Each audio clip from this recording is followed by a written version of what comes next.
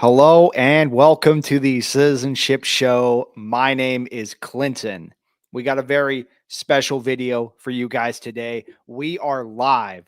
That is right. For the first time on the channel, I'm doing this off the dome. Don't do a lot of scripting and stuff on the channel, but I do lean on post-production a lot. Today, you got me live. So this is going to be really fun, whether you're watching live right now or in the, you know, when this is uploaded later on. This is kind of what you get talking off the dome like this. Why are we live? Because we have a very special political event.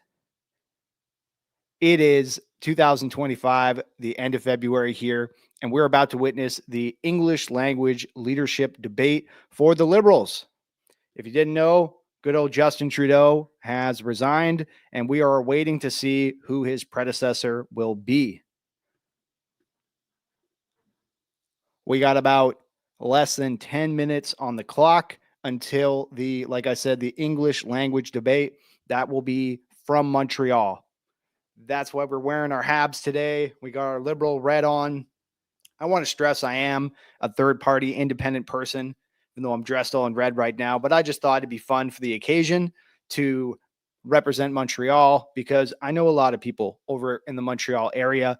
A lot of love. Used to spend a lot of time out there. So anybody out in Montreal, I want to send you my love today. It's going to be awesome. I'm thinking about you guys as the Liberal leadership candidates are set to walk on stage. And here are our candidates. If you haven't known them, if you didn't see them already, we got Frank Bayless. We got Mark Carney. We got Chrystia Freeland, the Deputy Prime Minister. We did a video on her resignation on the channel.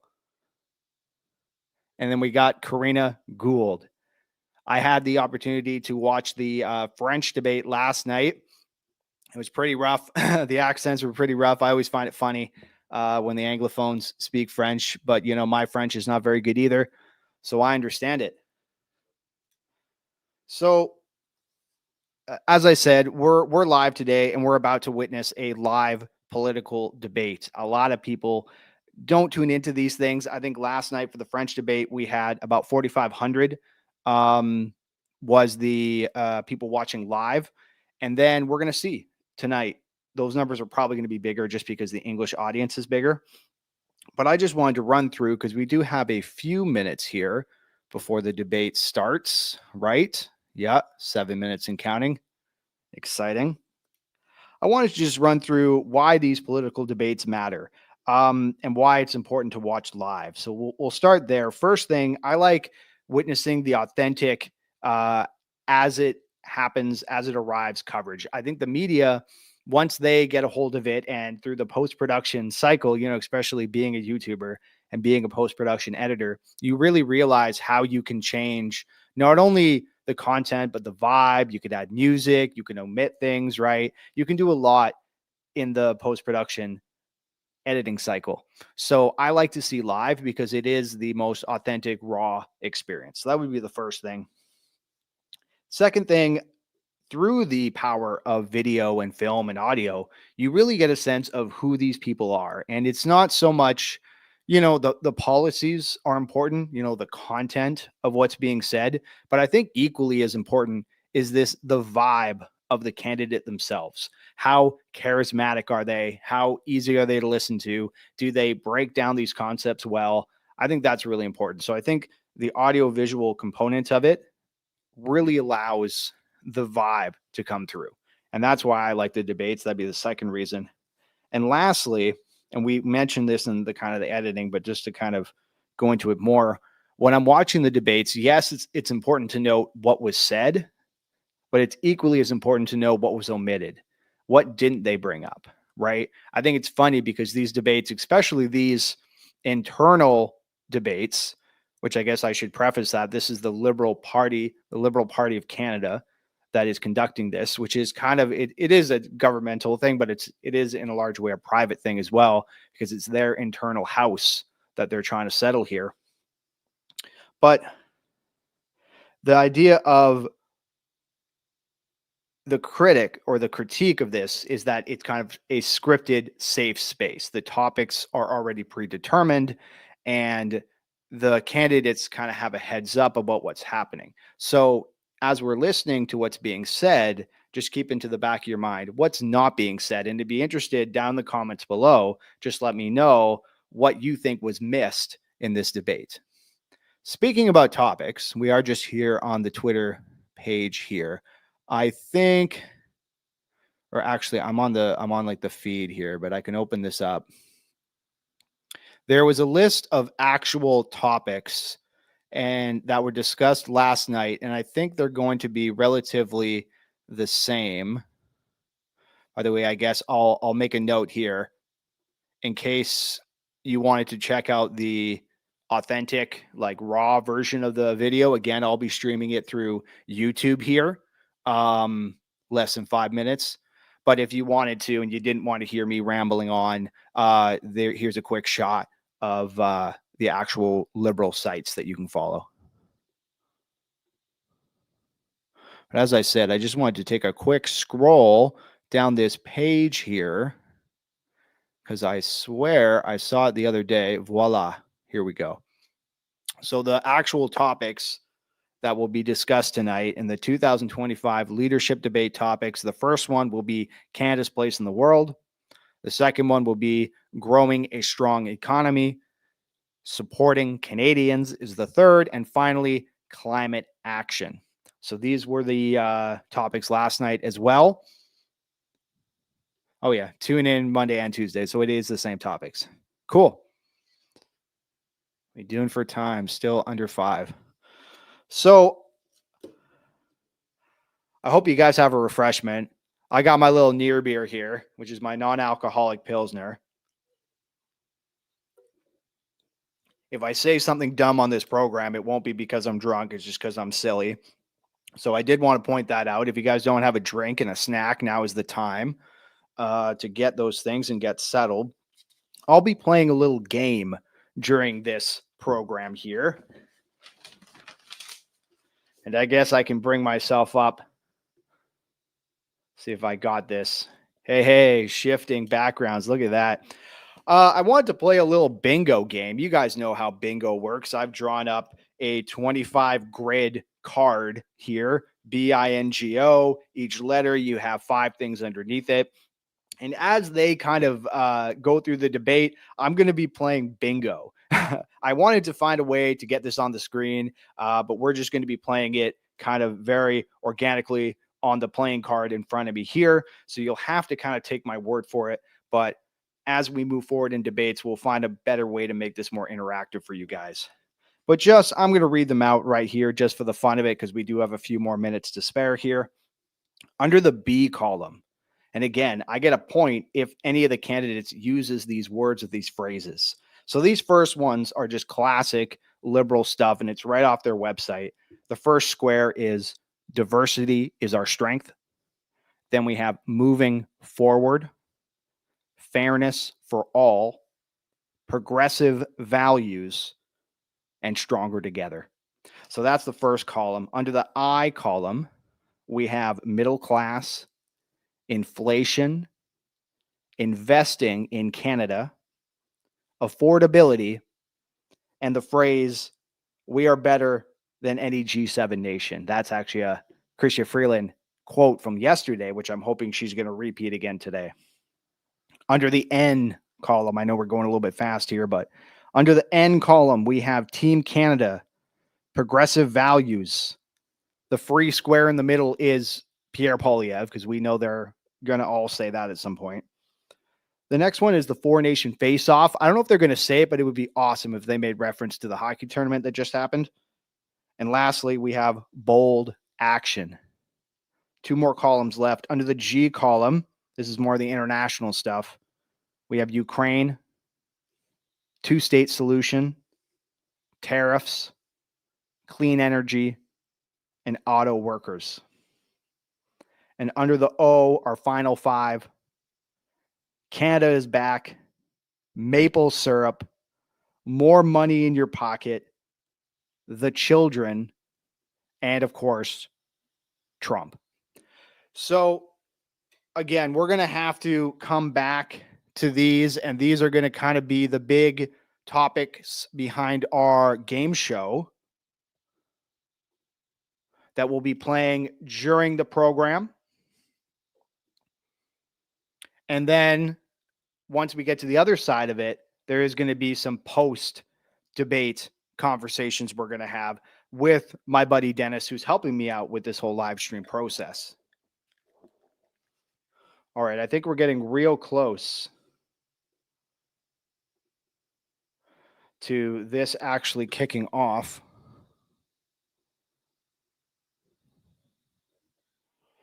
I'm seeing 5 o'clock on my screen.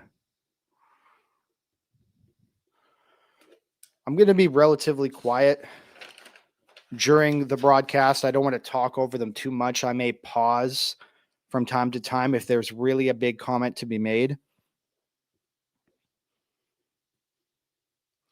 Again, for those of you who missed it, this is just on the Liberal YouTube page. You can just YouTube or Google up here, Liberal Party of Canada, and they're called Liberal Video if you want to watch the authentic stream here. Or do I have to click play? What's happening here? Oh, it is starting. Debate here in Montreal. I'm Hannah Thibodeau, the Executive Communications Officer with Global Public Affairs. Tonight, I am very thankful to be moderating this debate. Tonight, our candidates, I'm going to introduce you. Karina Gould, on the left, Frank Baylis, Chrystia Freeland, and Mark Carney will tackle 4 key themes. And those themes were informed by registered Liberals across this country. I'm just going to remind you what those were. If you didn't watch the French language debate last night, you missed a lot. But tonight, I'm glad you're with us. It's Canada's place in the world, growing a strong economy, supporting Canadians, and of course, climate change. I want to welcome all of you to the debate this evening. I'm so happy to be here with you. Great to be with you, Hannah. So I'm going to explain to viewers a little bit about the format and remind everyone here too, because we go off a little bit.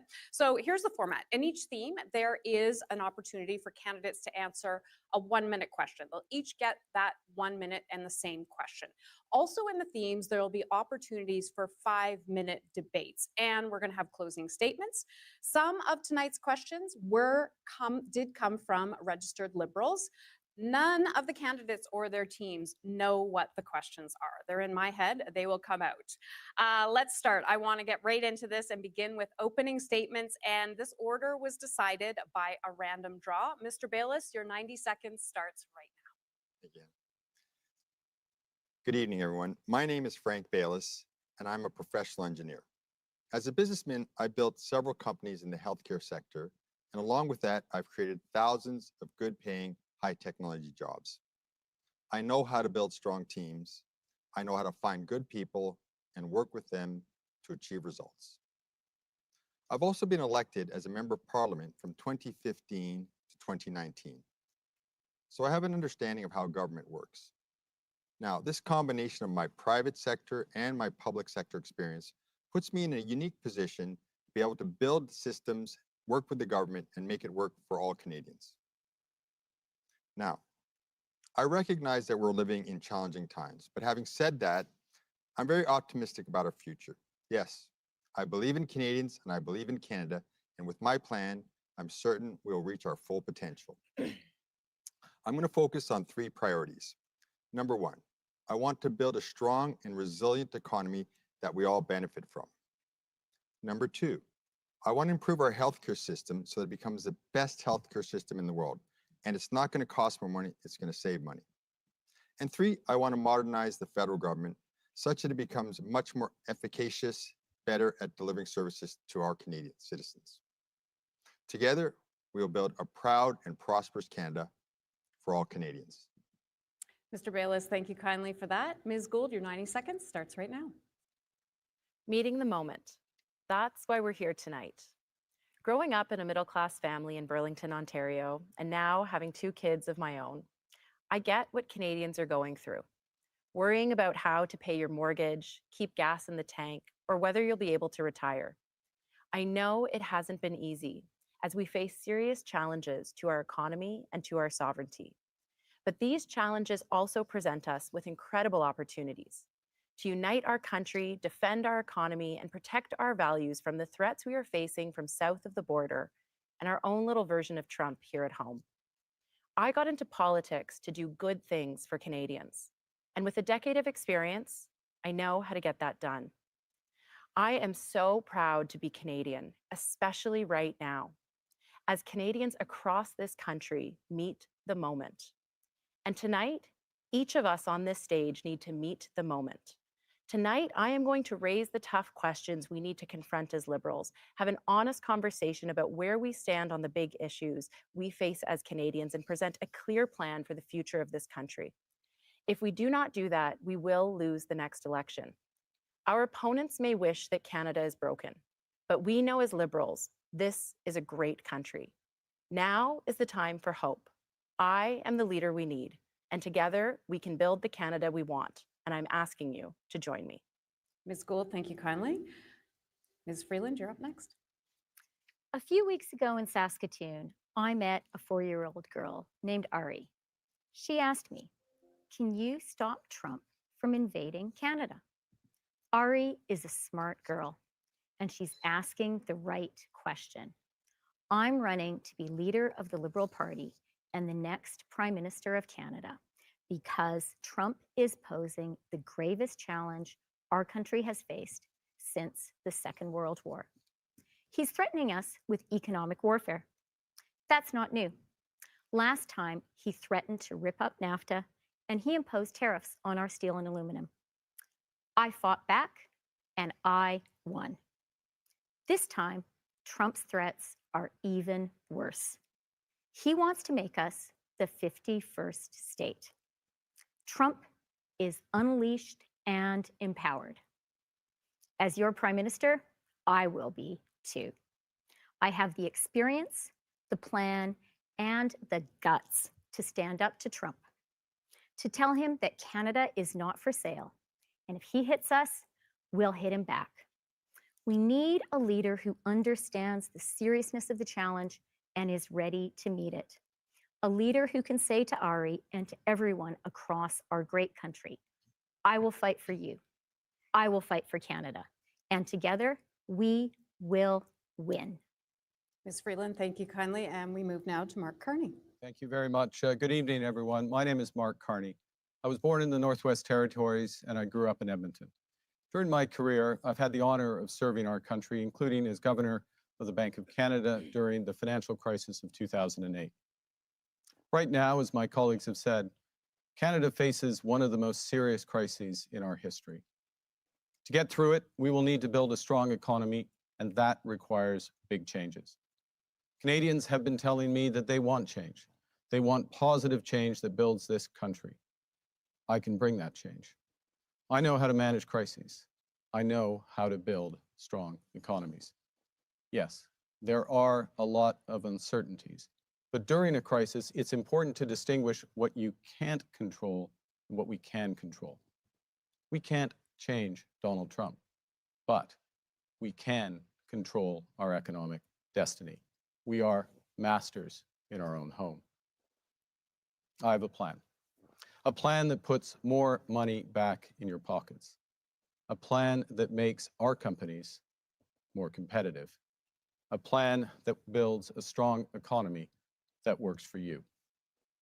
Canadians are ready to stand up for their country. I'm ready to stand with them and bring the right change for Canada. Thank you. Mr. Carney, thank you. Thank you all.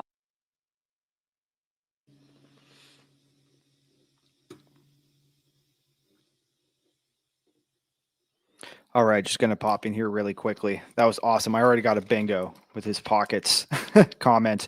That was good opening statements. That was very similar to their comments yesterday in French. And I like how they were really in the opposite order. It looked like they said it was random, but it looked like it was a mirror, a flipped copy from last night's order. Bayless, he's chill. I think he has a very, very calm way of speaking that I resonate with. And his 3 points, yeah, they're good points. You know, a strong economy, healthcare, and modernizing the feds. Like, they're all solid points. We'll have to see how he goes into those. The second candidate, Gould, made the statement that she wanted to meet the moment interesting expression. And then that she was going to ask some tough questions. I'm interested to see what those questions are. Freeland, she opened with the same story. Even in French, she started with the story from this girl from Saskatoon, which I found weird when she said it in French, because you'd think she'd have a Quebec story. But she started with the exact same story last night in French. And just, again, this whole thing that she's going to fight for us in Canada against Trump. And Carney, again, very similar comments, leaning on his resume as the past Bank of Canada guy and leaning into this thing of that I know how to build strong economies.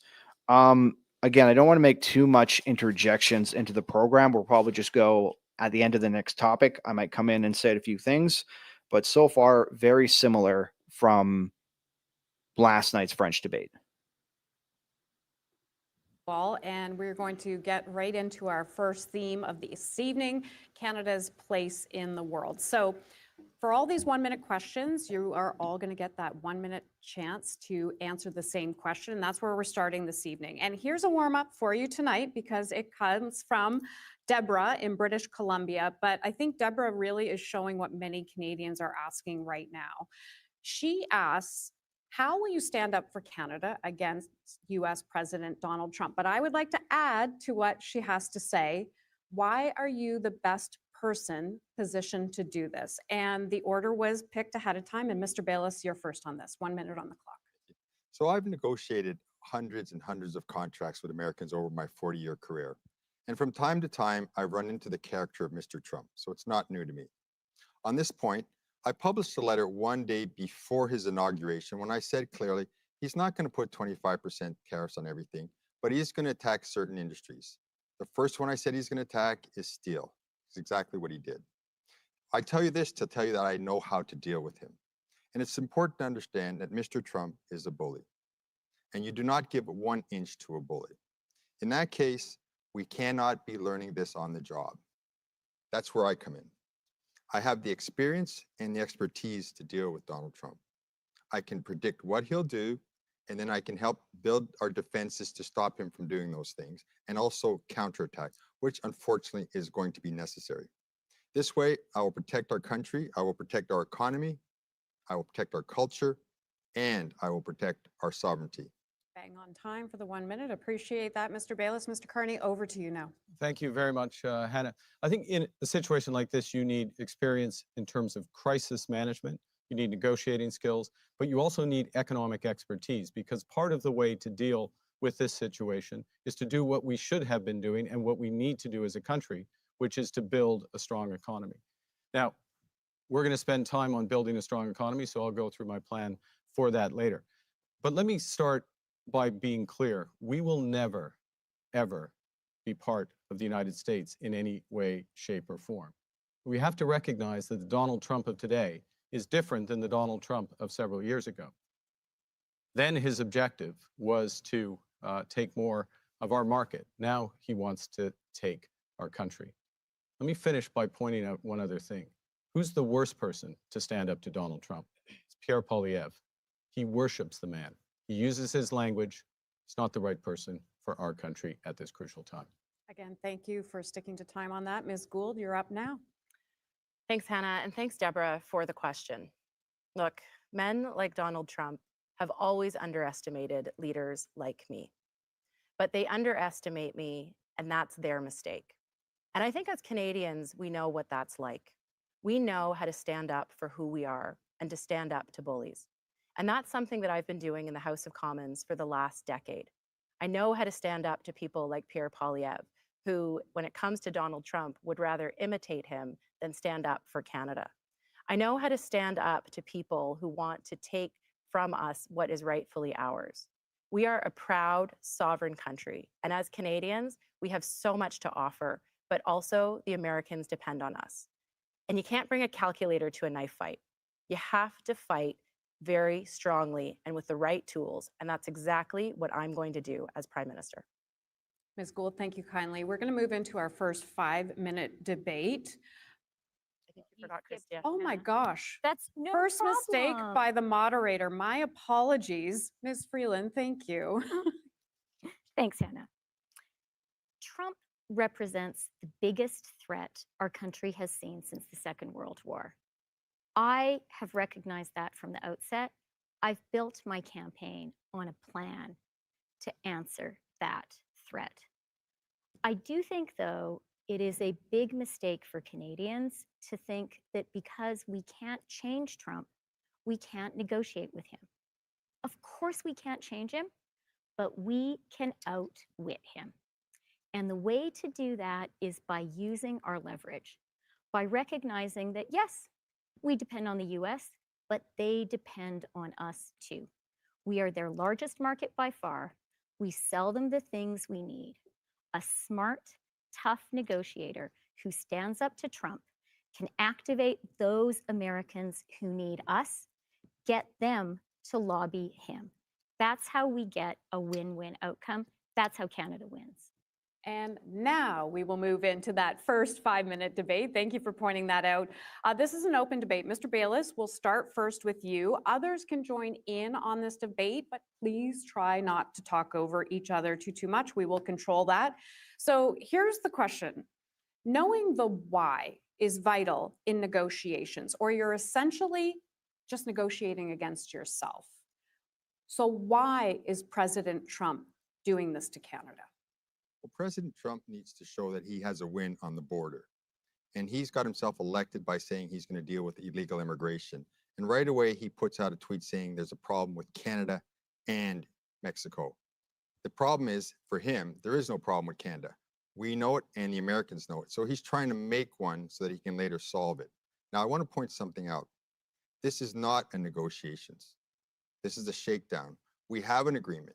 He negotiated the agreement. He signed the agreement. The problem we have is he's not respecting the agreement. So you believe it's the border is what I feel for you. I'm saying that that's his red herring, that he's trying to say we're a problem with the border that he's going to solve. Ms. Freeland and then Mr. Carney. Trump is starting with us for a very simple reason. If you can show the world that you can beat up on Canada, your best friend, your reliable, trustworthy neighbor, then think about how the rest of the world feels. It is the demonstration effect. It is saying, if I can beat up on those guys, imagine what I can do to you. And that's why a smart Canadian strategy needs to start with looking for allies, working in the first instance with Mexico, Panama, Denmark, and the EU, who all face the same sovereignty challenge. I think we need to invite the Secretary General of NATO to that first summit that I will host right after becoming Prime Minister. Working with our allies, we form a common front and stop Trump from doing what he wants to do, which is pick us off one after the other. Mr. Carney, you're up next. I want to pick up on what Christia just said, because I think underlying all this is what President Trump is looking for is to dominate the hemisphere. He wants to enlarge U.S. power into Canada, into Greenland, into the Panama Canal, as was just mentioned. So the stakes are very, very high. This is a serious crisis, not just an economic crisis, it's a crisis of sovereignty. So yes, we do need to build our allies. But interest of time, I'm going to add one other thing, and we'll come back to this later. We also need to build our economy. We need to build our economy right here. If we have one Canadian economy instead of 13, that more than outweighs the impact of what he's trying to do to us. So, Ms. Gould. go yeah, ahead. thank you. And where, as I see where my colleagues are going, and I appreciate, I think all of that is probably true, except what did we just see in Ukraine? He did a deal with Putin for critical minerals in Ukraine. Who else has critical minerals? Canada. And so we need to understand what the US is trying to do here, but we also need to make sure that we are standing up for our sovereignty and for our economy. You know, last night there was a bunch of conversations with colleagues who said, well, I'm not even going to talk to Donald Trump. Well, guess what? We don't have that choice. We have to talk to him. That is something that we absolutely have to do on behalf of Canadians. We might not like it, but that is the role of the Prime Minister, to stand up and fight for Canada every single day. And that is exactly what I am going to do. Stand up for Canadians, stand up for our industries, and to say that we have leverage, we have things the US wants, and we're not afraid to use them. And if that means that Americans are going to see increased prices or American industries are going to suffer, we will make sure that we put everything on the table as Canada because our sovereignty, our economy, our jobs are non-negotiable. Okay, Mr. Bayless, let's try to go 30 more seconds because we have more So, interactions here. Let me tell you the first thing I'm going to do. I'm going to go fly down and meet President Sheinbaum of Mexico. It's a very strong, smart lady. And I'm going to make a deal with her and say, look, we need to stand up together to Mr. Trump. He said he's putting 25% tariffs on both of us. He can't do that. It'll destroy his economy. So we need to call his bluff. And then what we need to do is take off the table what was already given for nothing, which is the work that we were going to do on our border for $1.3 billion and the work that she was going to do on her border and say, you know what? That's off the table now. We're back to square zero. That's how I will deal with President Trump. Okay, Mr. Carney, you want to jump in and then Ms. Yeah, Freeland? yes. let me make 2 points. One is you have to be able to do more than one thing at one time as Prime Minister. So that means building the economy. It means negotiating with allies, leveraging our critical minerals, leveraging our clean energy with those allies. That's critically important. And hitting hard with a real negotiation with President Trump, which includes dollar for dollar tariffs, includes using all the cards potentially that we have, and they are considerable as the U.S.'s largest client. And I'll But leave- yesterday, Let- you hang- also let me hang get on, Ms. hang on, Freeland hang in on. first and then- Hang on. sectors With over the the Just one thing second. to- the Ms. Freeland, thing and then to I'll come to you, Ms. Gould. recognize about President Trump is with him, weakness is a provocation and capitulation is not a negotiating strategy. The great thing is right now, Canadians get it. There is this wave of patriotism in Canada, and Canadians are going to stand and fight for Canada. They need a leader who knows how to lead that fight and rally that wave of patriotism. I'm the leader who can do that. Ms. Gould. Thank you. Well, one thing that I would like to ask Mr. Carney, because yesterday he made some mentions of sectors that he would protect over others. And I think what is really important is to understand which sectors you're willing to protect, but which sectors you would negotiate away. And that is something that I think as Canadians, we need to understand, because as Prime Minister, I'm not going to negotiate any of those sectors away. I'm going to stand up for people in every single province and territory, every single sector, to make sure that we protect Canadian jobs and protect our industries. Okay, as moderator, all due respect, I'm going to try to ask the questions, but I am going to give Debate. Mr. Carney the opportunity to respond to that as well, Ms. So Gould. let me be clear about a few things. One, not everyone would have watched the debate last night. So in a negotiation, if there are things that should never enter into the negotiation, language, culture, our water, you make clear at the start of the negotiation that they are off the table. Second thing is that the other aspects, for example, our auto sector, I'll give an example, which is intimately and interconnected with the United States. We're going to negotiate around maintaining a good deal for our auto sector. But that is not the same as accepting a bad deal, Karina. Well, actually, Um, when it comes to the auto sector, 10 seconds in the for- previous NAFTA negotiation, we got a better deal than we had before. We changed the rules of origin for car parts that it gave an advantage to high-wage Canadian workers. That's the kind of approach we need to take. Ms. Gould, do you want 10 seconds before we move on? No, I'm okay. Okay, we are going to move on then. Thank you. That was a great fulsome debate. We're going to move on to the next section where it's a 1-minute response for this question. So Donald Trump said again yesterday, I'm sure we all know the 25% tariffs are coming on March the 4th. Only days later, one of you will become the Prime Minister of this country. What is your first move? And again, this was drawn ahead of time, and Mr. Bayless, your start. So first of all, I don't take him at his word. He said March 4th, but I would expect him to hit us beforehand, and I expect him to hit us again. What he's going to do is look at industries where he has overcapacity in the United States, because he'll be thinking that's going to hurt the American economy the least, I should say.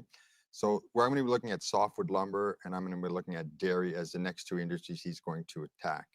And what we're going to be doing is supporting those industries completely. We're not going to let them take our jobs away. And we're going to be putting into place very intelligent counter tariffs. And then we're going to be waiting. And we're going to be waiting because he's not going to stop until he gets the lesson that he can't get away with this. Then what I am going to do is, as I said, I will go down and meet with President Sheinbaum of Mexico, come together with her and say, listen, let's hold the fort together. Let's call him on his 25% tariff bluff. Let's just call it. Tell him, do it. And let's take everything that he already took from us off the table. Mr. Bayless, thank you. Ms. Freeland, you're up next. And again, days later, it's you that becomes prime minister. What is your first move? My first move is dollar for dollar retaliation. And let me be very clear with President Trump. If I am prime minister, I will not flinch. We will retaliate. If you hit us, we will hit back. But our retaliation will be a lot smarter than their dumb tariffs. And it's the Wall Street Journal, usually a supporter of Trump, that described this Trump effort as dumb. Canada, by contrast, is going to be smart. We are going to have a targeted retaliation that exerts maximum pain in the US and does minimum harm to us. We're going to hit Trump's best friends. I will impose a 100% tariff on Teslas. I'm going to hit Wisconsin dairy. I'm going to hit Florida orange juice. And you are going to see a stock market reaction. You're going to see people like the American Farm Bureau complaining about the Canadian potash they need that costs more. And that reaction, that pain, will cause Trump ultimately to back down, just like he did last time. Ms. Gould, you're up next. Only days later, you become prime minister. What's your first move? My very first move is to call a meeting with the Council of the Federation and bring the premiers together to make sure that we share our plan for Canada, because this is every single province and territory, every business leader in our country, every union leader, every single Canadian. And then to share the plan with the entire country, because Canadians deserve to know what we are doing. Absolutely, we retaliate against Donald Trump. We do a major Team Canada approach in the United States where we engage with American leaders, but also American citizens, because it is American citizens who are going to feel the impact of these tariffs. And we need to let them know that this is not Canada's decision. This is the decision of the United States. And I'm going to call on Canadians to stop going to Florida, to stop buying Florida orange juice, because that's a $50 billion economy in that state alone. Canadians matter to the United States. Ms. Gould, thank you kindly. Mr. Carney, days later, you become prime minister. What's your first move? Well, I'll pick up on a few things. First, entirely agree with what Karina just said. First item, I would call it a First Ministers meeting as opposed to Council of Federations, but First Ministers meeting, sharing the plan, but also developing our broader response, our broader domestic response, including project. Secondly, entirely agree with Christian. Dollar for dollar tariffs, maximum impact on the United States, minimal impact here in Canada. Thirdly, put them on notice on the broader aspects of our commercial relationship. We are their largest supplier of energy. We are their largest supplier of electricity. We are their largest supplier of uranium. I could go on, but I will exhaust all my time. There is the first signs in the United States now of the economic impact of the Trump policies. We will amplify that, and that will begin to create the leverage. And then I will call President Trump. And then you'll call President Trump. Well, it's going to be a long day. Okay, Mr. Carney, thank you. Ms. Gould, this is a 5-minute section, and I'm going to start with you on this. Others can jump in, again, if we can try not to talk over each other. Ms. Gould, what do you think Canada should be doing with our allies? And we did hear some discussion in the opening statements about this, given the shifting geopolitical sands around the globe. Well, look, I mentioned that over the past week, Donald Trump has been negotiating away Ukraine's sovereignty and their territorial integrity. We saw President Trump abandon the free world throughout this process. We absolutely need to shore up our allies with democracies around the world, because our democracy is under threat. We need to protect the values that we care about. What does that look like? It means reaching the 2% NATO target, not because the US asked us to, but because we need to as Canadians. It means making sure that we stand up for our values around the world, that we continue with our important international assistance. We saw Trump take away from USAID. Canada can't fill that void, but we can maintain our commitments. And it means making sure that we live our values on a daily basis on the international scene. The world needs Canada, and Canada will be there for the world. Ms. Freeland? It's a great question, because what is different about this unleashed and empowered President Trump is he is clearly threatening our sovereignty, and we need to respond. For the first time, the US, rather than guaranteeing, for the first time since the Second World War, rather than guaranteeing the rules-based order, the US is turning predator. And so what Canada needs to do is work closely with our democratic allies, our military allies. I've been foreign minister. I know how to do that. That's why I would start with our Nordic partners, specifically Denmark, which is also being threatened, and our European NATO allies. I would be sure that France and Britain were there, who possess nuclear weapons.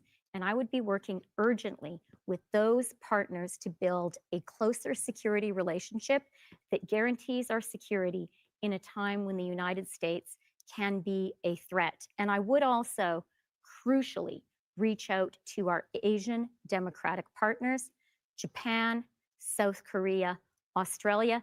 They need to be part of the conversation too. We need to be ready for a world where the US is not the leader of the free world anymore. Canada can be and must be a leader in building this new order. Our allies are looking to us. And if we do this, we'll make ourselves safer as well. Mr. Bayless. Yeah, thank you. So we're in a lucky position in the sense that Donald Trump has targeted many other countries, European Union, we've talked about the other ones as well. So we can use this to our advantage. Now we can say to them, let's get together and target Donald Trump and target some of his industries. I'll give you an example. So Boeing Airlines, they have to sell planes all around the world, and they have competitors that can also compete with them and sell planes we can buy from Embraer, we can buy from Airbus and that. So we should get together with them and say, look, we're going to bankrupt Boeing. The Canadian government should also do this. Under the same guise that he's using to impose these tariffs on us, we should say, you know what? It's an emergency situation, and we got to relook at our defense spending, where we're buying planes from the United States. We're buying all kinds of defense industry products from the United States. And you know what?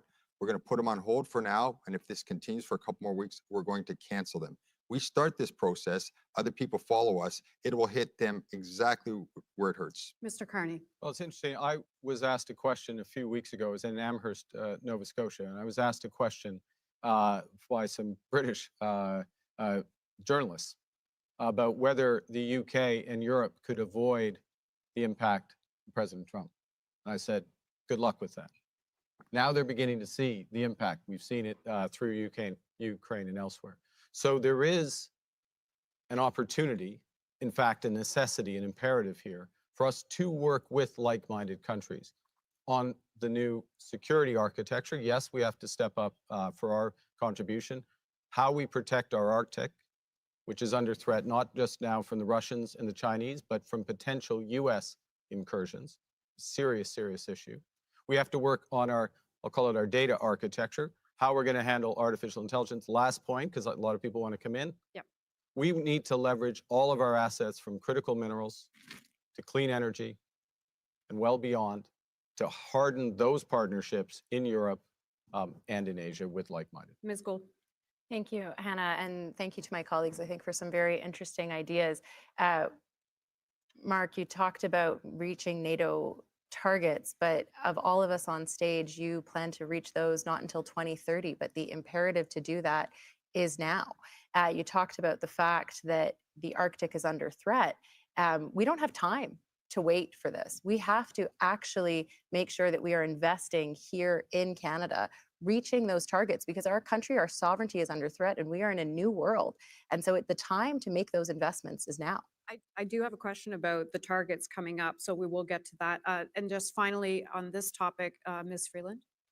I do believe we need to hit 2% by 2027, and we need to be focused on spending the money here in Canada with Canadian companies. But I want to be sharing a message from all of us directly with President Trump.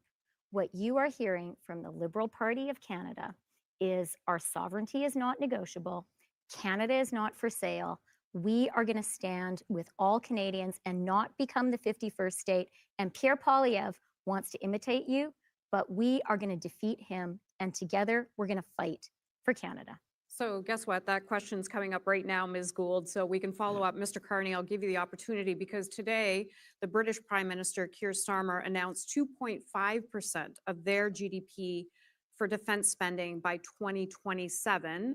Everybody has spoken about boosting our own GDP in different years, so we'll clarify with you.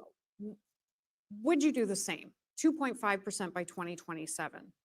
Well, look, the first thing, we're starting from a different position than the UK is, but it also goes to the heart of what we're trying to accomplish. I think this goes to a fundamental point about how to manage government. The outcome here is securing Canada to protect Canadians. Now, I was born in the Arctic, born in the Northwest Territories. I know it well. I know the imperative. The imperative in the Arctic is to have at least 2 new bases in the Arctic, probably Tuktoyaktuk and Inuktitut. We need to build out on NORAD. We need to build out cyber capabilities. We need to build out our frontier.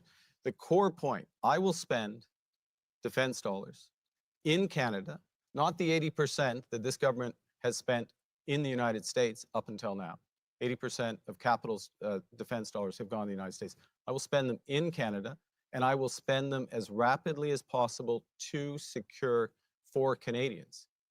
But that is a management thing. It's not an arbitrary target. Ms. Gould makes a good point, though. You had mentioned, I think, I 2030, I said by 2030, right? and I said when I said it that we will do faster if we can deploy it faster in Canada. This is a management point. This is a core point about delivering security. And that is the issue, not just pushing money out the door. 1 minute for you, Ms. Freeland. I think what it is about is will and a plan and commitment to defend our country. So I've put forward a plan to hit 2% by 2027. It is critical that we spend that money here in Canada on Canadian companies, and we need to be thinking about the next generation of warfare, as we're seeing in Ukraine. Drones, AI, these are really important. Our 2% should not be about sending checks to the United States. Critically, we need a plan to defend our own borders, very particularly the Arctic, and we need to be working with our Nordic and EU NATO partners. They have nuclear weapons. We need to say to them, we need a plan to protect and defend our shared Arctic without the US. And Canada will step up because it's our sovereignty that's at stake as well. Mr. Bayless, you have 1 minute now. Yeah, so about a year ago, I published a letter and said that we should meet our 2% GDP in defense spending and that we should do it by 2030. That was a 6-year time frame. And even at 6 years, to do it intelligently, it's actually quite compressed. So anybody can spend money and everybody can waste money. But to do it intelligently and such that it impacts and comes into Canada and we're buying Canadian products, Canadian services and that's not as easy. So I can't say that we would get to 2% in 3 or 4 years. I don't think that's doable in an intelligent way. There are some things we can do, which I did say, which is we should pay our armed forces much better. We're not doing that. We need to raise their pays, raise their benefits. Then I proposed something called CARD, which is the Canadian Agency for Advanced Research in Defense. And this is taking something that the Americans do, and they have their program called DARPA. So I'm copying that program where they invest in research and development in Canadian companies. They develop something, now we see it's working, then we can procure it. So I want to make the spending, but it won't happen that fast. Okay, Ms. Gould, now over to you. Thank you, Hannah. So, I mean, I think you hear from all of us that we want to increase our defense spending. It's just a matter of who's going to do it in the timely way that we need to do it. And I'm committed to doing it by 2027. And there are 2 ways that we can do this. First, by increasing the salaries of our Canadian Armed Forces. We do not pay our military personnel a sufficient wage in this country, and they are there for us when we need them most. And so we need to pay them more. That's something that I would do immediately as Prime Minister. Second, what can we do? You know, Mr. Carney talked about military procurement, but our military procurement isn't working. We have a lot of orders on the docket. We need a procurement czar to get those orders moving. And while I entirely agree with a Made in Canada solution, we need to ensure that our troops have the equipment, the tools, and the resources that they need to fight and protect us here at home and around the world. Okay, this isn't a debate period, but I do see everybody wants to jump in. Ms. Freeland and then Mr. Carney. I just want to push back against the idea that managerial or technocratic obstacles should get in the way of defending Canada. We really need to act with the fierce urgency of now. We need to recognize President Trump has said dozens of times he wants us to be the 51st state. I don't think any of us wants to be the leader who was asleep at the wheel and didn't get Canada defended, did not work with our Democratic allies to protect our borders. They want to work with us. It's time for us to step up at home, to urgently reach out to them and build a new world order where democracy and Canadian sovereignty is protected. Mr. Carney, you're up next. I'm going to associate myself, I'm going to agree with that. The only amendment I'm going to make is, unfortunately, it won't be a world order. It will be a subset of the world order because the number of like-minded countries is much smaller with the US exiting. But I want to make an important point because a huge element of securing Canada is going to be related to information warfare. It's going to be related to cyber. It's going to be related to artificial intelligence. And it's crucial that we're in Montreal. We're in one of the centers of artificial intelligence excellence. There are others in this country. It's crucial that we're building those capabilities on Canadian technologies, to Canadian values, to protect Canadians, because we can't rely on foreign suppliers for them. That is one of the new realities that are there. So the natural approach here is gone. And that's one of the main priorities I would have in terms of securing Canada. Mr. Bayless, jump in there. Yeah, so I'd like to give you an example of how we can do this intelligently and how we can do it the wrong way. If we try and push tens and tens of billions of dollars out the door within 3 years for government procurement of defense, it's going to be wasted. It's going to be splashed all over the place, and we're not going to get what we need. The program that I'm calling for, CARD, Canadian Agency for Advanced Research and Defense, what we would do, I'll give you an example with respect to drones. Right here in Quebec, we have a very strong aerospace industry. So we would give out 5 or 6 research contracts, and none of this, by the way, is subject to our trade agreements, and see who comes up with the best drone. And once we have that, then we can go and say, we're going to buy that from you. But to develop it and get it done like that, that's not going to happen. So if we try to do this too quickly, we're going to be wasting money, and we're going to be wasting an excellent opportunity to build Canadian industry. Ms. Gould. Thank you. I would push back gently on that to say that getting our troops the equipment and the supplies and the tools they need to defend Canada is not wasted money. It's actually imperative for them to defend and protect us in this time. But Mark brought up an interesting point about capabilities here in Canada. And as the Minister of Democratic Institutions, I put in place Canada's first ever and only plan to protect our country from cyber attacks in our democracy. And as part of that, I know that we have one of the premier cybersecurity institutions through the CSE here in Canada. But what we don't have is our own intelligence agency that can work to collect foreign intelligence. Now might be the time that we need to establish those capabilities. We heard earlier today that the Americans had thought about removing Canada from our Five Eyes partnership. We rely too much on the Americans for intelligence internationally, and we need to ensure that Canada has the capacity and the capability to protect ourselves, to work with democratic partners, and to ensure more than anything, we are protecting Canadians, Canadian industry, and our economy at a time of intense cyber espionage. And this is something that is an important policy for today in 2025. Ms. Freeland, jump in there. You know, I really believe in Canada and Canadians, and there is this wave of passion in our country to defend our country. One of the reasons that I decided to run for the leadership is I had a conversation after Trump made his 51st state threat with a couple of very brilliant young technologists who worked with Jeff Hinton, the Nobel Prize winning father of AI. And they said to me, we know what's happening in Ukraine, and we see how technologists are leading the fight. We are patriotic Canadians. We believe in our country. We need a government that gets that invests in us, because we are ready to stand on guard for Canada. And that is the approach we need to take. I think we need to have confidence that Canadians, empowered and led by a government that believes in them, will do this. Mr. Carney. Okay, this is a crucial conversation, and I'm really heartened by both the the seriousness, the range of ideas, but I'm going to bring up one related aspect, which Karina just touched on, which is about foreign interference in our democratic institutions.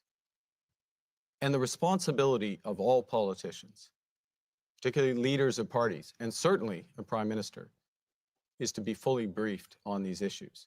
Pierre Poilievre hasn't ever bothered to get his security clearance. I've already, during this leadership campaign, filled out my forms. It wasn't that hard to do, I have to say, and put them in, and I fully expect to get it in the near future. This is the kind of irresponsibility at a time when our country is under threat that we cannot afford. We cannot afford a leader like Pierre Poilievre. Mr. Bayless? I'd like to just do two things. First of all, clarification on Ms. Gould.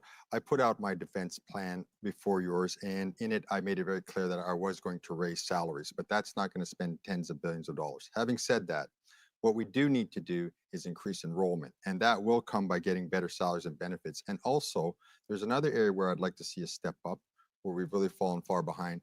We're down to 33 UN peacekeepers in the world. This is not acceptable for Canada, the country that brought peacekeeping to the world. So I'd like to really invest in recruiting, strengthening the number of people in our armed forces, and putting some out in peacekeeping roles.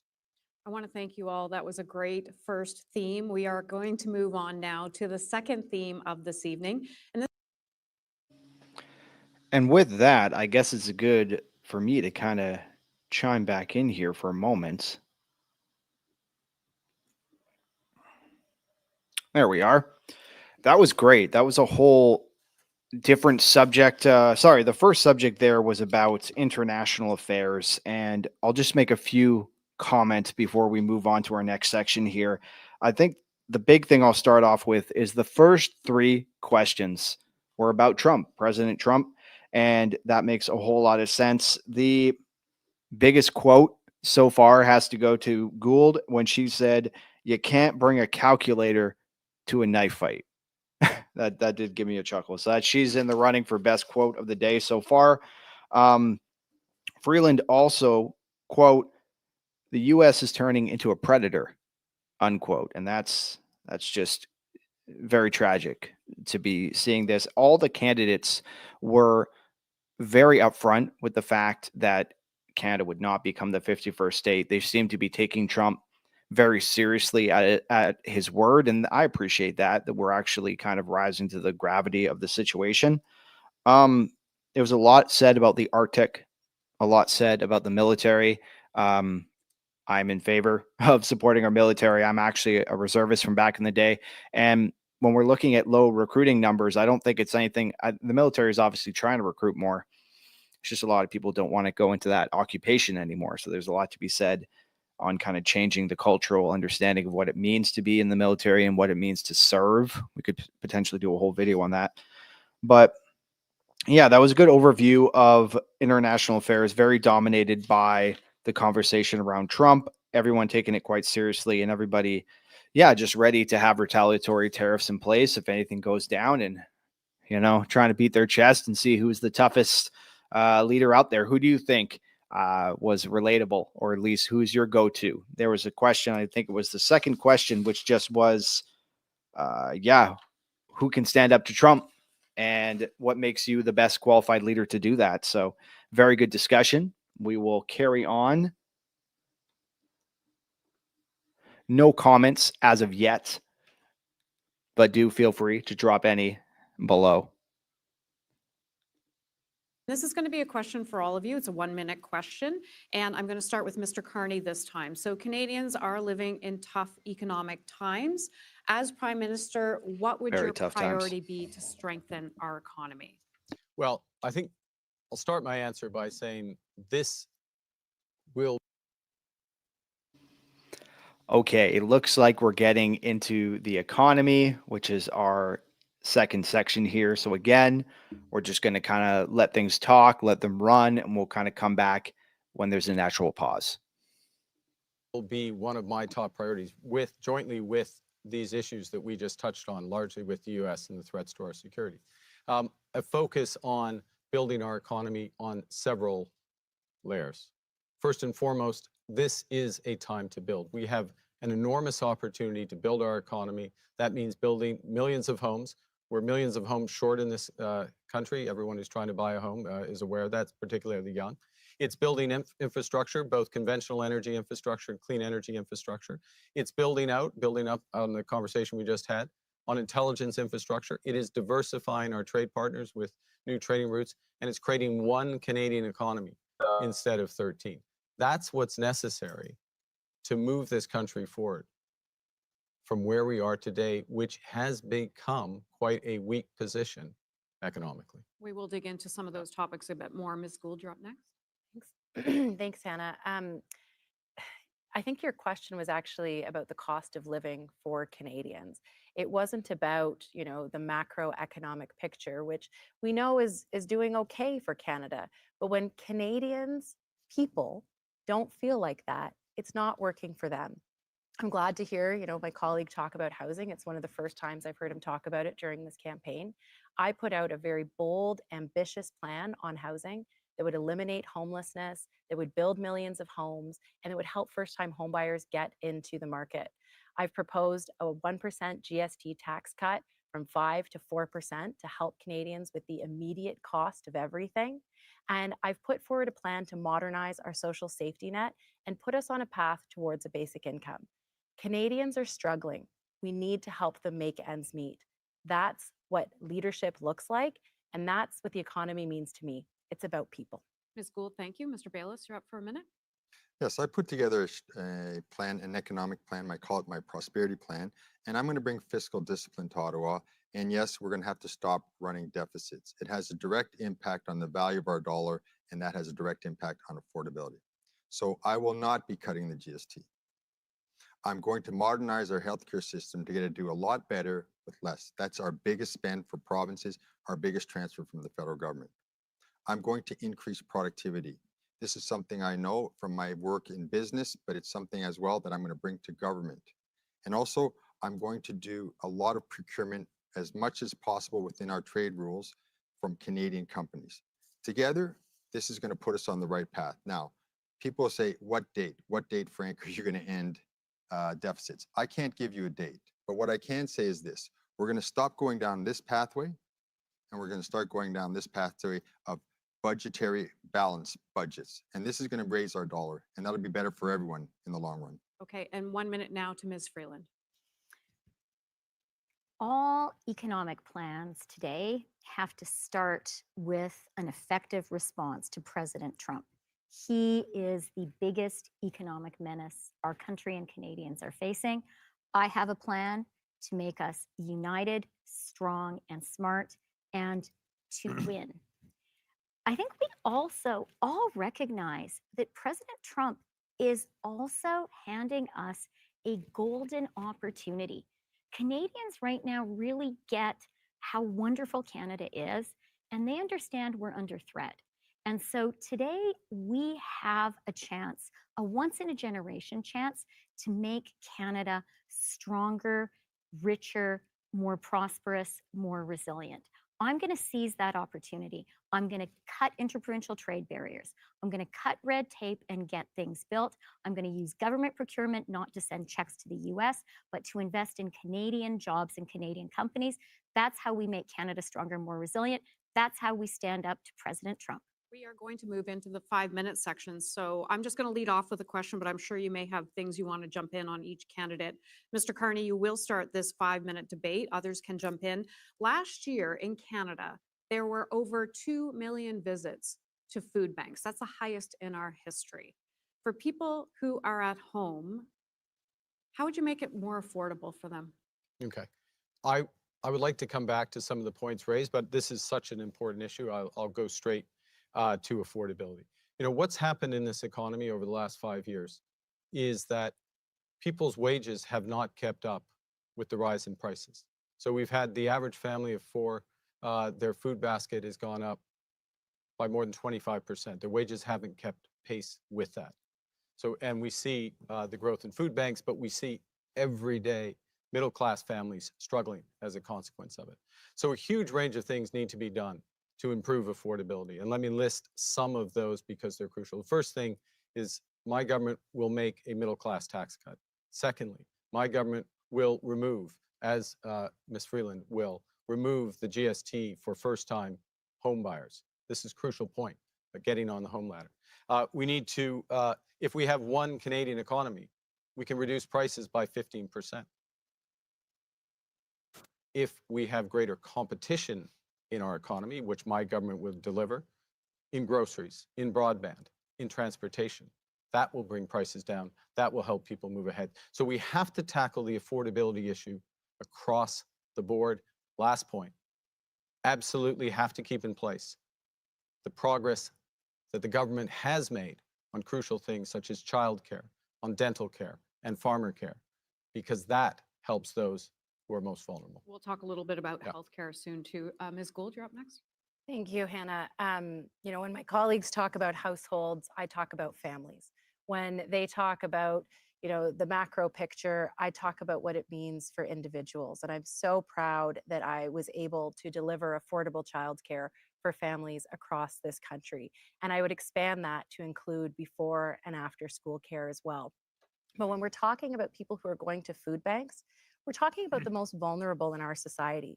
A middle class tax cut or removing the GST on new homes isn't going to help those folks. But you know what will? Modernizing our social safety net, making sure that seniors who live on a fixed income, persons with disabilities, folks who have lost their job, who need support to retrain and rebound are better off. And that's why I'm talking about opening a path towards a basic income. Poverty costs money. That's why we need to work to eliminate homelessness. It's why I would work with provinces and territories to have specific accords to ensure that folks who get into housing can stay stable and that they can enter the workforce and join and be prosperous. We need to tackle poverty in this country. It is urgent for us to do, and it is something that I am promising that I will work on with Canadians to ensure that every person in this country has a real, viable opportunity for success. Ms. Freeland, you're up next. I am so glad to have childcare mentioned. As finance minister, one of the things I was so grateful to be able to do was to introduce in my first budget a national system of early learning and childcare. And it was wonderful to work first with Ahmed Hussein, get that first crucial deal with BC and a bunch more. And then Ahmed handed the baton to Karina and we worked together. This is generational. It's transformational for Canada. My affordability plan includes 100,000 more childcare places. It includes a middle class tax cut. It includes a cut on credit card fees. It includes a cut on taxes for first-time home buyers. And the critical thing for us to all remember is the real threat to Canadian families, the real threat to people working really hard and struggling to get by is not anyone on this stage. It is Pierre Poilievre. He will cut, cut, cut. He will bring in a cruel austerity that will hurt all the people in Canada who need the help the most. And that's why I'm proud to be a Liberal, and that's why I'm running to be the next leader of our party. Mr. Bayless, I'm trying to pick up some time here. Thank 30 seconds to you, and then I'm going to come over to you, Mr. So you mentioned food banks. I've actually been on the board of directors of a food bank for 11 years. And you'll note that was over the time that I was a member of parliament. So normally I stepped off all boards because you don't want to politicize them. But the food bank said, Frank, we don't care. We need your help. Please stay on the board. So I understand this intimately.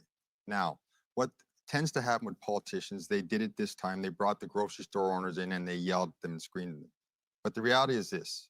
If you want to buy an orange, that grocery store has to go buy it in the United States in US dollars, bring it to Canada, convert it to Canadian dollars. Every time our dollar goes down, that price of that orange goes up.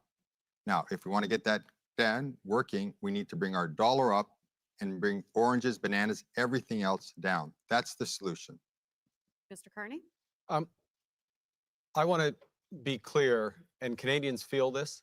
I want to be clear about the, quote, strength of our economy. Our economy over the last 5 years has been driven by a big increase in the labor force, which was largely because of a surge in immigration that is now trying to be controlled, and by government spending that grew over 9% year after year after year, twice the rate of growth of our economy. Okay, so our economy was weak before we got to the point of these threats from President Trump. That's why we need big changes. That's the reason I'm here. That's why we need big changes to how we're managing this economy. I want to make one last point, which goes to workers. My plan, it's a time to build across this economy. We can go into more detail.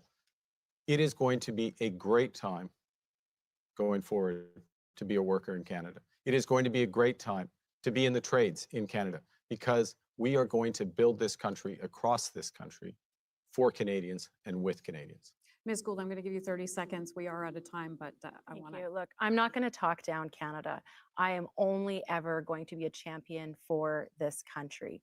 And when it comes to the question that was asked about poverty, we actually have to talk about people in poverty and what their lived experience is. When I was the Minister of Families, I worked on a national school food program that is now going to be supporting thousands of kids across this country and delivered childcare. But let's be clear, poverty costs us money, and investing to tackle and end poverty, like things like the Canada Child Benefit or increasing senior supports, is going to benefit all of us. Okay, and 30 seconds to you, Ms. Freeland, and then we'll move on. I just want to say really quickly that we need to be really careful not to repeat conservative talking points. Canada most definitely is not broken. We are a strong, resilient country. Canadians live 4 years longer than Americans, and median wealth in Canada is higher than in the US. Trump is giving us an opportunity to make a strong economy even stronger and more resilient. And I think as liberals, we have to remember the great legacy of Jean Chrétien and Paul Martin. We are the party that believes in social policy and economic policy. We know how to deliver jobs and growth, and we know how to support people.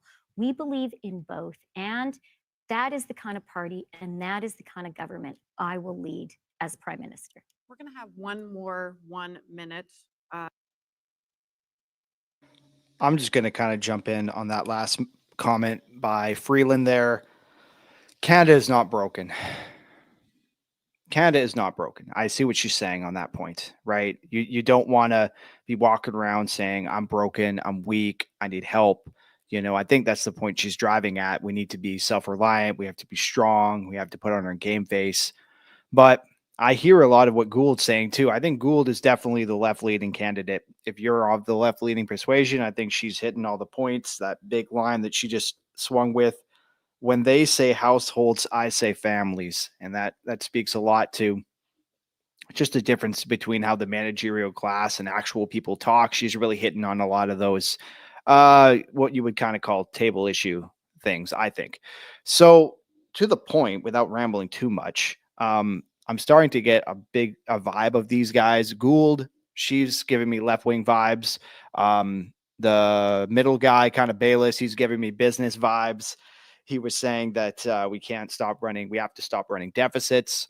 And Freeland and Carney are talking very similar talking points, just with different kind of vibes. Again, Carney being more of the banker, Christine being more of the fighter.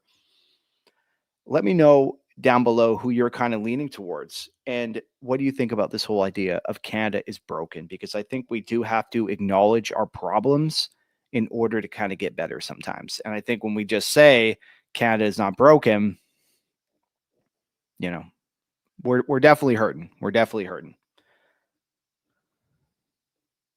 Issue, and we can talk about all of the other stuff in that as well. So I'm going to start, this is supposed to be with Ms. Freeland as well on this one because it was previously drawn. As Prime Minister, and we're coming back to what we were talking about when it comes to managing the nation's books. How would you manage the nation's books at this critical time? And of course, you were the former finance minister. Yeah, well, I would start by pushing back very forcefully against conservatives who talk Canada down. The reality is Canada has a strong fiscal position.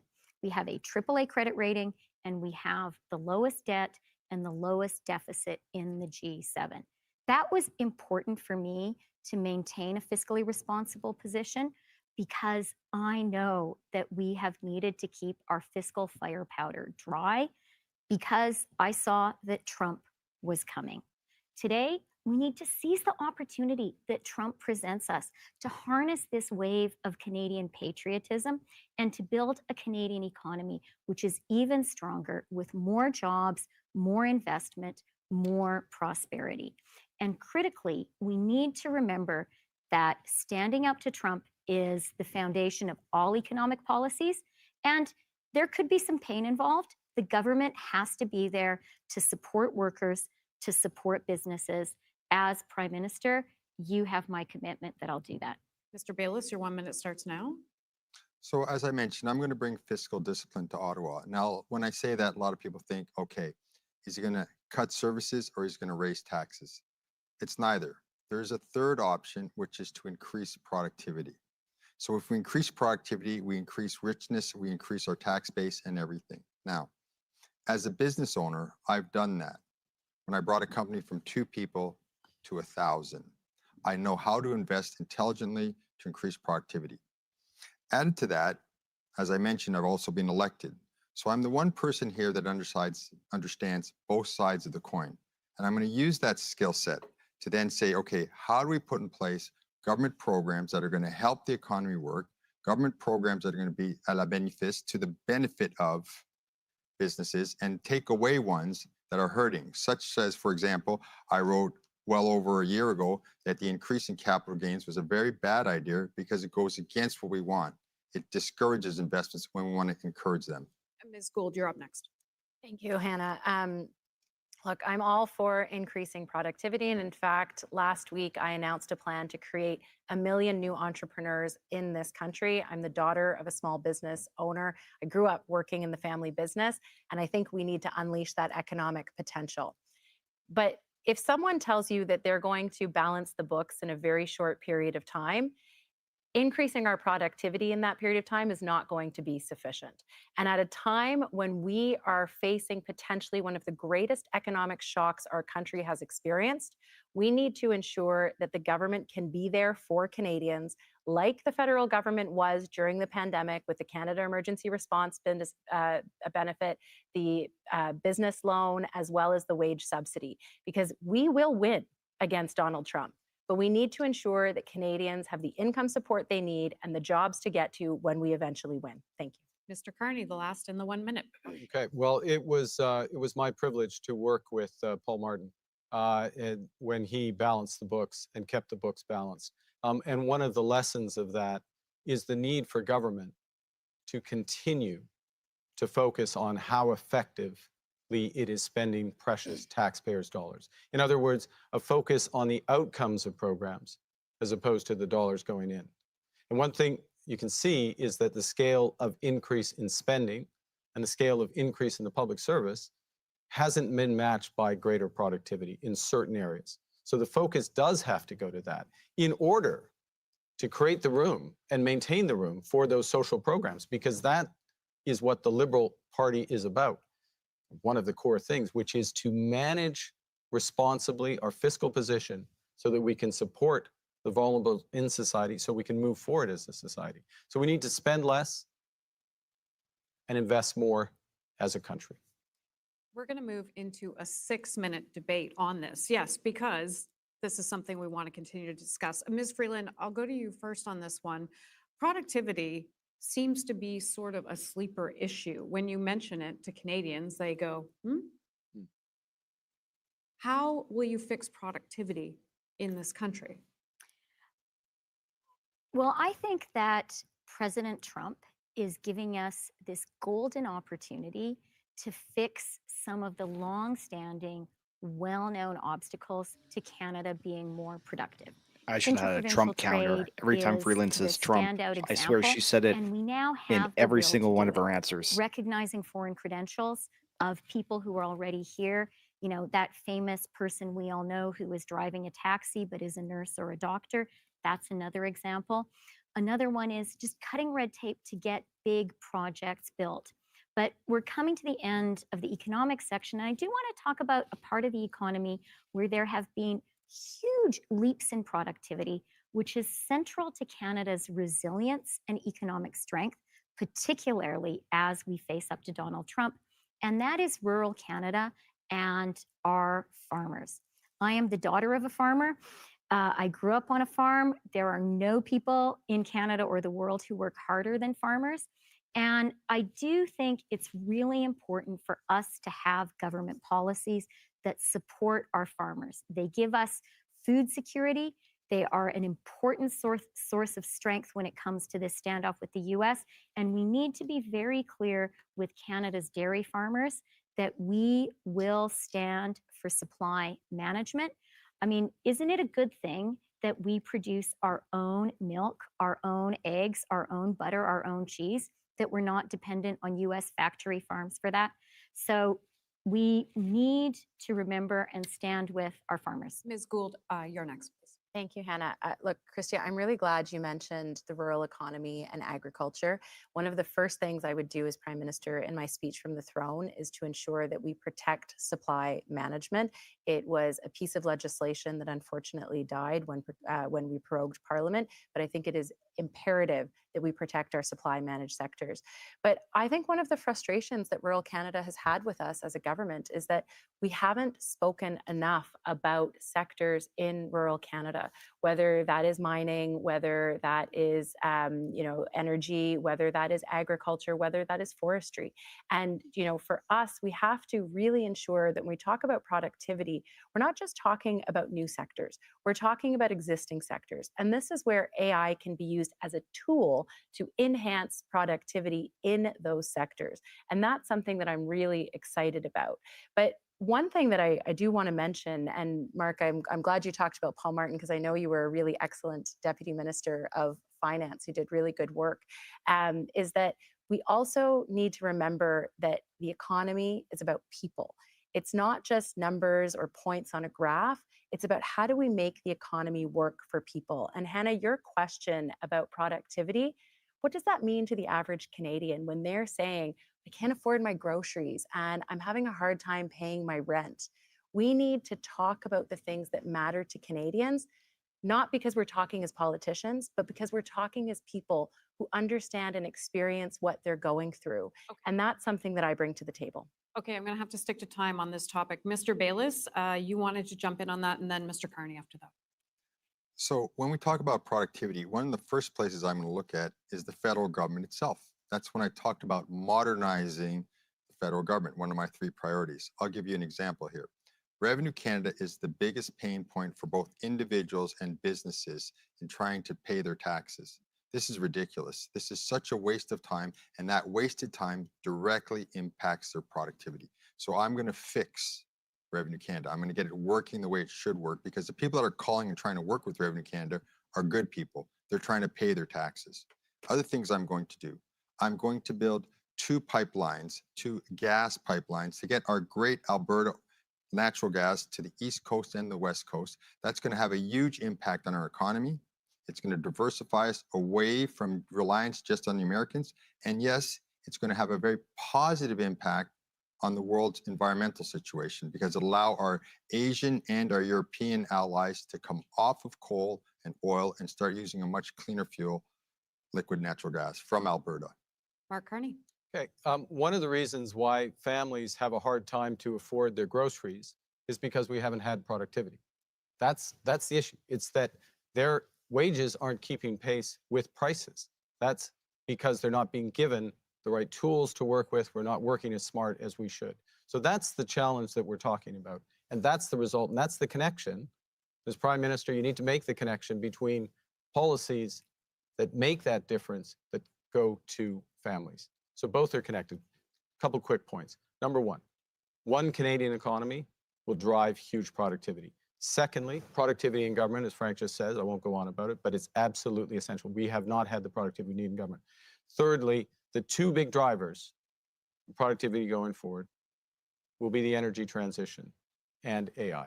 Okay, I'm going to give you each 15 seconds. Ms. Freeland, with you first. Making Canada more productive, which just really means making us all more prosperous, means we have to invest in infrastructure. Yeah. We have to invest in physical infrastructure. That's why I'm so supportive of high-speed rail. We also have to invest in social infrastructure. That is infrastructure too. And early learning and childcare is Such a great example because this is a policy which makes life more affordable for families. It makes kids smarter because it's so high quality, and it adds to the labor force without requiring any new homes. So, physical infrastructure, social infrastructure, and we have the national will to really do this because we know we need to be more resilient because we're at this critical moment for our country, facing the need to stand up to Trump and defend our sovereignty and our economy. That was not 15 seconds, but we'll try again. Karina Gould, 15 seconds for you, and then I am going to give Mr. Bayless 15 as well. The job of Prime Minister is to connect with Canadians, and it's to ensure that you are placing the priorities of Canadians at the center of everything that you do. That's why tackling things like homelessness and housing affordability actually make people's lives more affordable. That's the job of being a politician. It's putting the human face on policy. Mr. Bayless, 15 seconds. So with respect to productivity, I'm one of those people that says, what's best practices? Now, one of the leaders in productivity in the world is Ireland, and they have a very clear axiom of belief: capital gains should be lower because it encourages investments. Whether you're on the right or the left of the spectrum, they all know that. They keep their capital gains tax very low, and that encourages the investments that they need for productivity.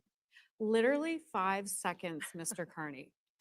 It's time to build. We should support builders, and those are people who take risk for our country. Okay, we are going to move on to our third theme this evening. I want to thank you for that last one. It was a really good debate. Okay, rounding out the economy section, I did kind of chime in here a few times. So the big theme, again, and throughout a lot of this debate, is this whole idea of unifying Canada. And Carney made the point of having one economy instead of 13. And that's a point we've discussed on the channel before. And that is a big point. Decreasing barriers between the provinces and promoting interprovincial trade is a really big part of all this, I think. The other part I'd put, and I kind of made an offhand comment, I find Freeland is making the Trump connection anywhere that she can during this debate. It's really shaping up that herself and Carney are kind of the two centrist candidates, where Bayless would be a little bit more business focused, and I feel Gould is a little bit more left wing. That's just my read, kind of based on their answers. And Gould dropped UBI, which, if you're not familiar with, is universal basic income. The idea that the government is going to be paying you a monthly stipend to help out with living expenses. Gould was the only one that proposed that. That has been something that the NDP has floated. This is the first time. Very few Liberals are in favor of this. So it's very interesting that she brought it up, especially on the national stage. That was interesting. Freeland talked about food sustainability. Bayless talked about a natural gas pipeline eastward. I think you're going to have a hard time getting a pipeline from Alberta through Quebec. And that's all I'll say on that front. Yeah, this is a hard subject because I think all Canadians, when we talk about the economy, we understand that the economy is not good right now. And when we hear metrics like, oh, we're doing better than most G7 countries, like, that's great. And that's encouraging that the economy is better than the US, and, you know, our standard of living is better and our life expectancy is better. But I feel like it does minimize that it's hard for a lot of folks out there right now. So we'll talk about that a little bit more in the after show here. And we're going to move on to our third topic now. And we're going to start with you, Ms. Gould, on this one. This is a 1 minute, so each of you are going to get 1 minute to respond to this. In 2015, Justin Trudeau swept to power in large part because young Canadians, they liked him, they voted for him. But fast forward to today, that age group is really moving towards the right. What will you do as Prime Minister to win back the support of that age group? Thanks, Hannah. Very good maybe question. the debate so far is indicative of why young people are not supporting the Liberals right now, because we're not talking about the issues that matter to them. We talked a little bit about housing, but that's one of the biggest challenges that young people are facing right now. my plan to really supercharge our housing investments, but also to ensure that young people can actually enter the housing market will make a difference in that regard.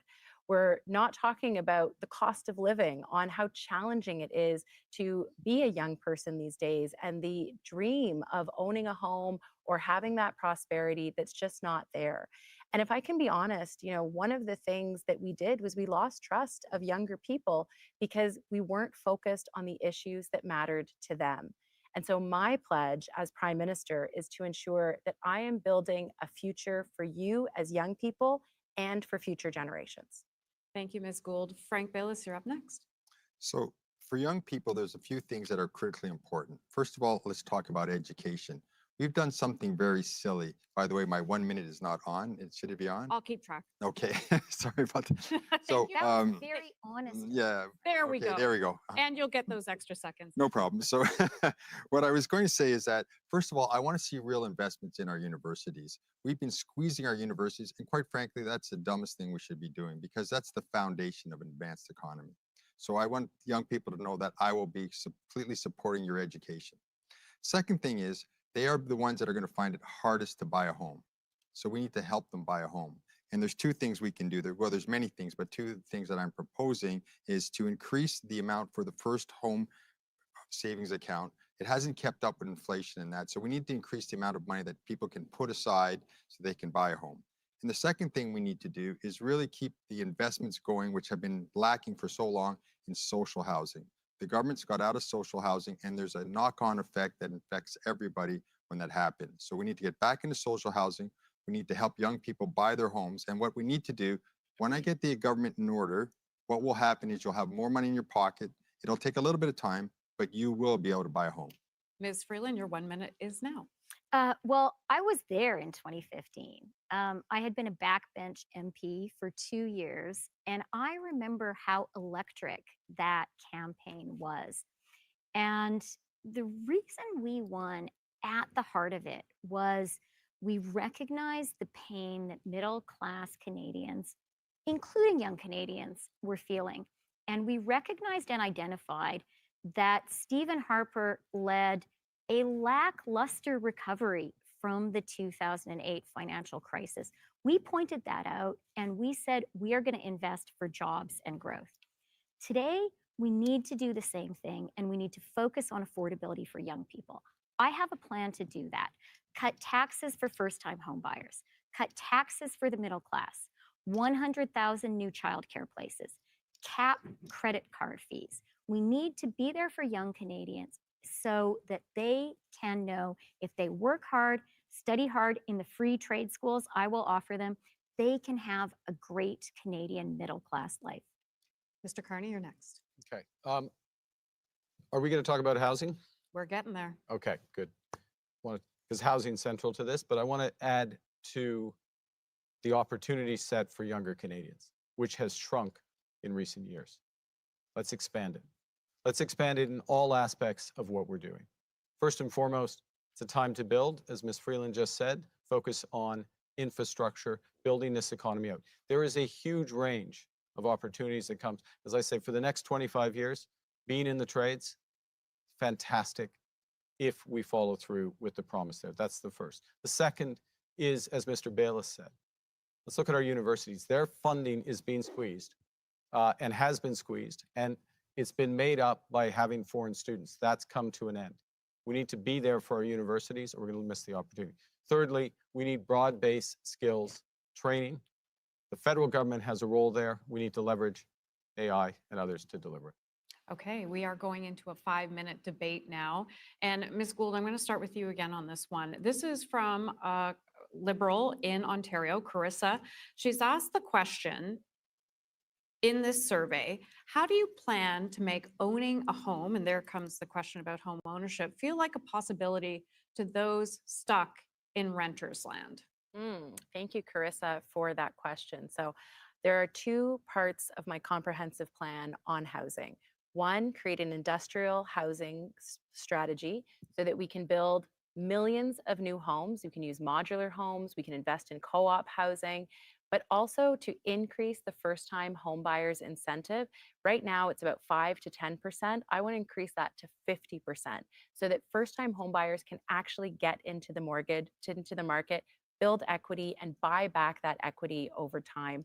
But I want to pick up quickly on the last question because I was actually a young person in 2015, and I was excited about what the Liberal Party of Canada was offering, and I was excited about Justin Trudeau's leadership. And you know why? Because it was a bold, ambitious plan for our country. It was progressive. We were going to fight, we fought climate change. We talked about new ideas to move this country forward. And the way that we're going to bring young people back to the party is not by being conservative light and not by being unambitious for Canada. It's going to be by having bold ideas for this country where Canadians feel inspired and hopeful about the future that we're going to have. That's what young people are looking for. They're looking for a hopeful future where those opportunities exist. And, you know, I'm not quite still a young person, although I'm younger. You know, it's that energy, that drive, that optimism for the future that is going to build the best country in the world. Ms. Freeland, you're up next, please. So first of all, I want to Yeah, that's a good point. Like when the cutoff of young person is, but I too was a young person back in that 2015 campaign, and man, times have changed. And I think that's such a good point that it's about hope and optimism. And certain political parties, whether they be on the right or the left, tend to try and exploit fear and make you nervous, and it can seem hopeless, right? And I think that's the one thing we can control on an individual level, at least, is one's own faith and hope. And that's a large point. So we won't kind of take the pin out of that whole grenade right now. We'll kind of park that for another time. But that was a good little speech of hers. I liked that. say, Carissa, thank you very much for being involved and for asking that question. I hear that question from so many younger people who are just frustrated that they're worried that they've lost out on getting into the housing market, and maybe the kind of life that their parents had is not going to be available to them. It is absolutely essential for us as a country that we say, we're not going to let that happen. And if young Canadians work hard, have a good job, studied hard, and they want to own a home, we have to make that dream of homeownership achievable. I have a plan to do it. It starts with cutting taxes for first-time home buyers to give them a leg up in the housing market. I'm so glad to hear so many people mentioning the first home savings account. I introduced that as finance minister. I think it is a great way for young people to save for that first home, and I would increase the amount of money that people can put in that first home savings account. Free trade school is going to help people get that first home too, because it will mean there are more skilled tradespeople to build those first homes people need. And then finally, I just want to say, some people are going to want to buy their own home. Some people want to live in affordable housing or maybe a co-op. I lived in a co-op. One of my aunts still lives in the co-op she and my mom helped build.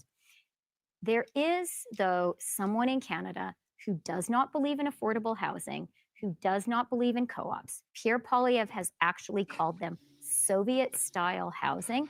And so we all need to be very, very clear. We must defeat him because some Canadians need affordable housing too. Mr. Bayless, you're up next.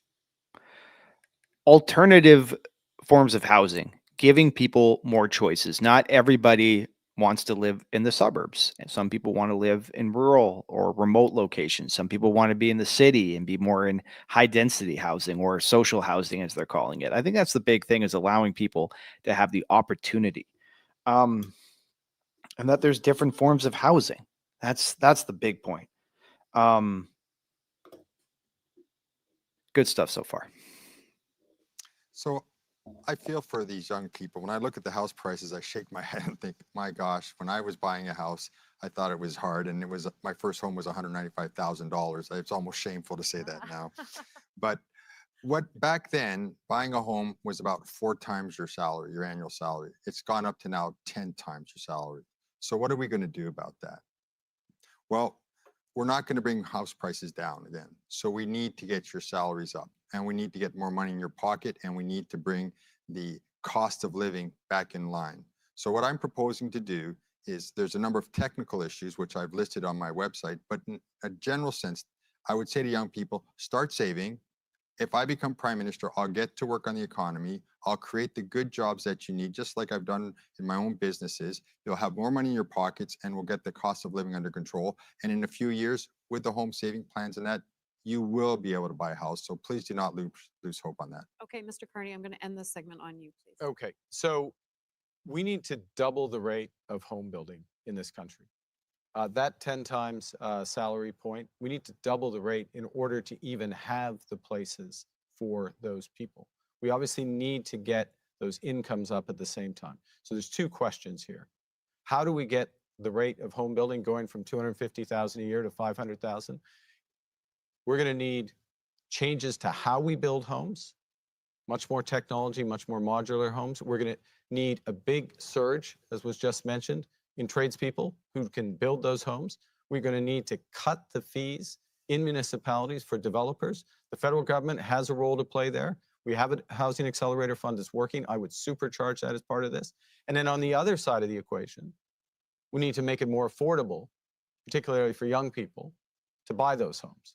Now, removing GST on first-time home purchases, that's 5% off the home, which is a substantial proportion of the down payment.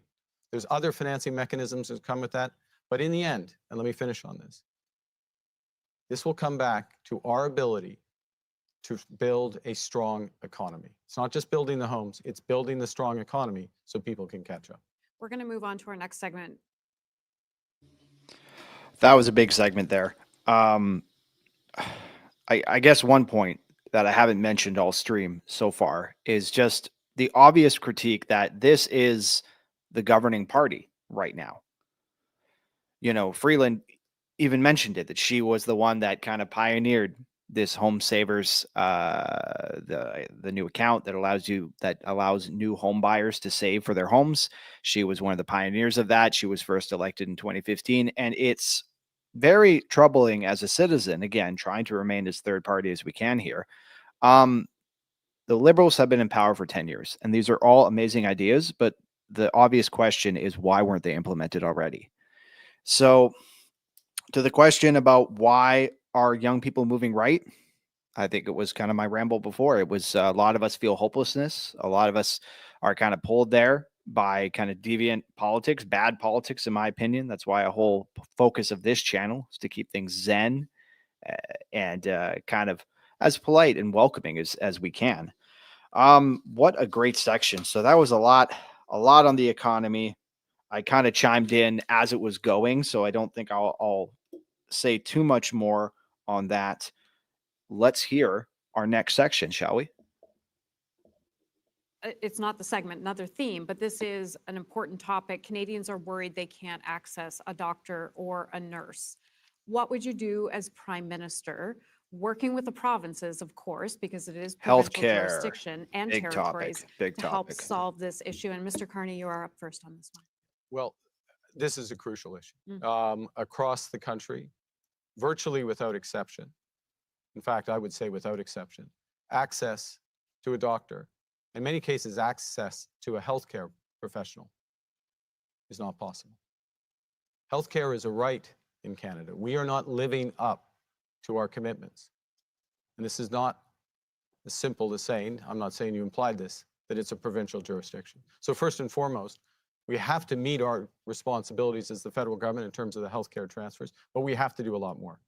We have to make sure, and we should be part of this, that healthcare professionals can move across this country as readily. So a nurse in Quebec can go to Alberta, can go to Northwest Territories and practice immediately. We have to make it easier for foreign health professionals to work more rapidly. We have to increase productivity in the health sector.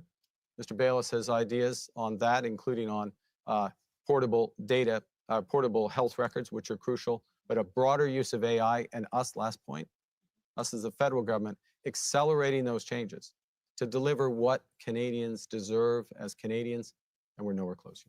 Ms. Gould, you have 1 minute on the clock now. Thank you. My goodness. I mean, this is something that every Canadian has experienced. Yeah. The anxiety of not being able to have a family doctor, or worried. And what we're seeing across the country is emergency rooms that are closed or that are understaffed, and hallway medicine. This is absolutely a provincial jurisdiction, but the federal government has an important role to play in two regards. When it comes to health transfers, we need greater accountability from provinces, not to the federal government, but to their own citizens on the outcomes and the outcomes that they expect to deliver for their citizens. And then when the federal government can do is convene provinces and territories and colleges to ensure that our healthcare workers can travel across the country, but we also expeditiously can recognize foreign trained doctors and healthcare professionals so that every Canadian has access to a family doctor and the medical specialist that they need when they need it. Mr. Bayless, your 1 minute is on the clock.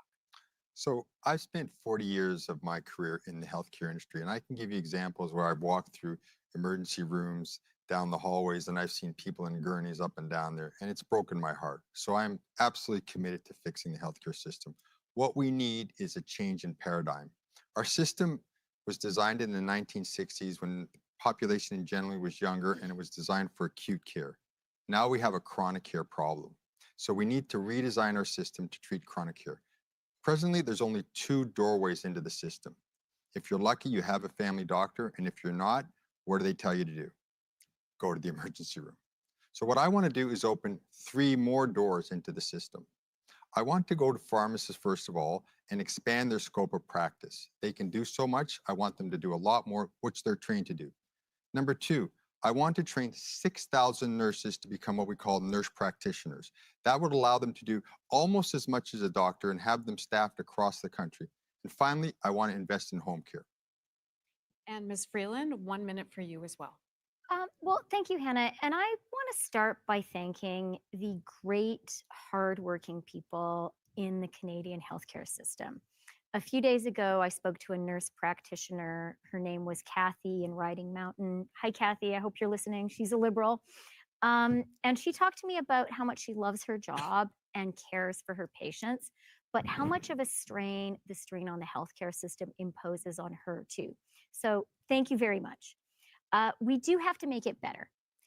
We have to make it better by training more doctors, nurses, nurse practitioners here in Canada, by recognizing foreign credentials and by allowing credentials to be portable across the country, by inviting the great doctors and nurses, Canadian ones in the US who want to come home, encouraging them to come home, making it possible. And finally, we need to be clear with Canadians who care about their healthcare system. You cannot trust Pierre Poilievre with our universal single payer healthcare system. All he believes in is cuts, cuts, cuts.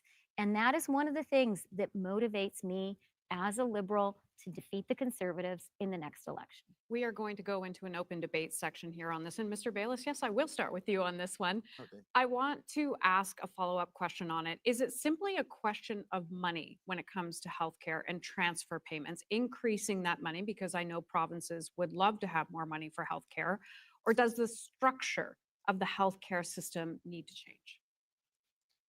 So a few years ago, the federal government announced something like $40 billion more in healthcare spending, and nobody went, great, finally it's solved. We all shook our heads and said, great, we're just shoveling more money into the fire, because we do need to change the paradigm. Now, the wonderful thing I can tell you is that I have seen the technologies that can do that develop right here in Canada. I'm working with one company I'm supporting, and that they've developed is amazing in terms of electronic medical records, using artificial intelligence to wrap around and read all your records anywhere they are and produce reports accordingly. I've seen other AI developments in Canada again, where they allow doctors to spend a lot less time note-taking, in fact, no time note-taking, and everything collaged, put together for them, and doctors can be doctors. So we have the technology here. We have the ability to go forward here. This is what I'm going to bring to the healthcare system. And when I'm done, we are going to have the best healthcare system in the world. Believe it. Ms. Gould, you're next on this one. Thank you, Hannah. Look, Universal health care and timely access to our health system is something that every Canadian deserves and should have. And it was a Liberal government that put universal health care in place. We can be very, very proud of that legacy. However, when it comes to the actual system, it is the provinces and the territories that manage and deliver care. It was an NDP government that pioneered healthcare in Saskatchewan, Tommy Douglas, and yes, a Liberal Prime Minister, Lester B. Pearson, who actually signed it in. But I think you got to give the win for the healthcare system to the NDP. I don't think the Liberals can just jack that. That's not cool. The federal government provides transfers, but what we don't do enough of, and while I support the increase in transfers that we didn't have enough accountability for where that money was going. It can go into the general revenues of provinces and territories, and we have no way of knowing how that money is spent. And again, it's not to be accountable to the federal government, it's to be accountable to citizens. Citizens deserve to know how that money is being spent and what the outcomes they can expect are. One of the things that I did with the childcare agreements is that all of that money was contingent on specific objectives and outcomes for provinces and territories. That's what we need in healthcare. Canadians deserve timely access to a doctor. They deserve to have a family doctor or a primary care physician. And they deserve to know that when they get sick, when they need the healthcare system, it's there for them. Because our healthcare workers are working around the clock. They are doing everything they can to provide patients the care that they need, but the system itself needs to be modernized. The federal government can convene the provinces and territories. We can work with them to develop those objectives and those outcomes. But at the end of the day, it is the provinces and territories that are responsible for the delivery of healthcare, and they must be accountable to their citizens for how they are doing that. Mr. Carney, you're up next, please. Do you agree in the comments? Yes, in the Constitution, healthcare is provincially administered. It is the domain of the provinces, but why can't we have a national healthcare system? Why don't we have a Ministry of Healthcare that kind of deals with all this stuff? I don't know. Maybe there is a wing of the government that does this, and I'm just being kind of ignorant, but it just seems to me if you get hurt, you get hurt, and it shouldn't matter if you're in Vancouver or Toronto or Montreal. We should have a united healthcare system. Yeah, leave it all down in the comments below. So look at the service that we've received from our healthcare professionals over the course of the last 5 years. The enormous strains of working under the pandemic, then the enormous strains that come after that on these professionals who are there at the front lines for us day in, day out through the night of a system that is short on resources, a system that has chronic care challenges as we age. We have a responsibility as the federal government to be part of the solution here. And we have an opportunity to make a systemic change because of technology. And if we have an openness, the provinces have an openness to use that in a way that empowers nurse practitioners, pharmacists, doctors, to provide a broader range of services to more people, more effectively. Last point, the federal government can help with that transition, can help with the leverage, and can help drive that change. Ms. Freeland. Well, Hannah, you asked, does money matter? And I do think it's really important for Liberals in particular to be clear, money does matter and money helps. And so I was really glad to be finance minister when we stepped up federal government support for the healthcare system, $200 billion. We saw that the healthcare system was under unbearable strain after COVID and that Canadians were suffering. And we stepped up and we made that commitment. I think we also have some real opportunities. Technology is a huge enabler. And I have seen in Toronto, at the University of Toronto, some amazing AI technologies being used to deliver better care in emergency rooms, better care for people after surgery. And not only is the care better, it costs less money and takes less time of trained healthcare professionals. So there are real opportunities. But I just want to conclude by saying something about the provinces. I think that transparency, is the winning ticket here. And having real transparency on healthcare outcomes across the country would help all Canadians, and it would help Canadians to see what's working and what isn't. But I do want to say to the premiers of the provinces and territories, I respect your work running the healthcare systems. It's really, really hard. And as Prime Minister, I would work really collaboratively with you and would recognize you want a healthcare system that works too, and you are the ones who are running it. We are going to give 15 seconds to Ms. Gould and 15 seconds to Mr. Bayless before moving into the next theme. Great, thank you. So first of all, my job as Prime Minister is to stand up for Canadians, whether that is to the opposition or whether that is to premiers. Of course, I would work collaboratively, but you have a responsibility to your citizens to deliver healthcare effectively. But one thing that I think all of us agree on this stage is protecting our public healthcare system. Pierre Poilievre is in the pockets of people who want to privatize our healthcare system for profit. That is not something that I think any Liberal stands for. We will protect our universal healthcare system for Canadians. Frank Bayless. So in the 1960s, when the system was designed, if you were unlucky enough to have diabetes, heart disease, cancer, you passed away much earlier. Today, we have extended your life expectancy.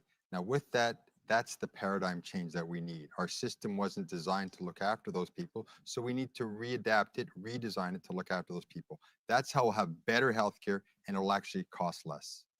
Okay, I want to thank you for that third theme. We're going to move into our Awesome. How are we feeling out there? You guys have completed 3 of the 4 topics. So if you're still with me, I just want to thank you guys so much. We're rounding the corner, 4th quarter right now. Do hit the subscribe button down there. Healthcare is a big topic, and I guess we'll just keep this fairly brief. The first thing and the biggest critique on the healthcare system here in Canada is that, yes, it's good at saving your life, but it's not good at promoting health. That's kind of the piece I keep coming back to. We need to do a better job at just promoting healthy living. And I think Bayless got the closest to this when he was saying we have to diversify the industry by allowing more nurse practitioners and allowing, what were the other kind of various job titles? He was also talking about expanding the role of pharmacists a lot. So this is the kind of things, taking the load off of doctors, leveraging AI, whatever that is, or adding in more players. I think that's a big piece. But I was happy to see that every single candidate did reaffirm their commitment to the universal healthcare. Nobody was talking about privatization or kind of a 2-tier system. And I agree with that too. We can go into more detail in the post game or even in future videos.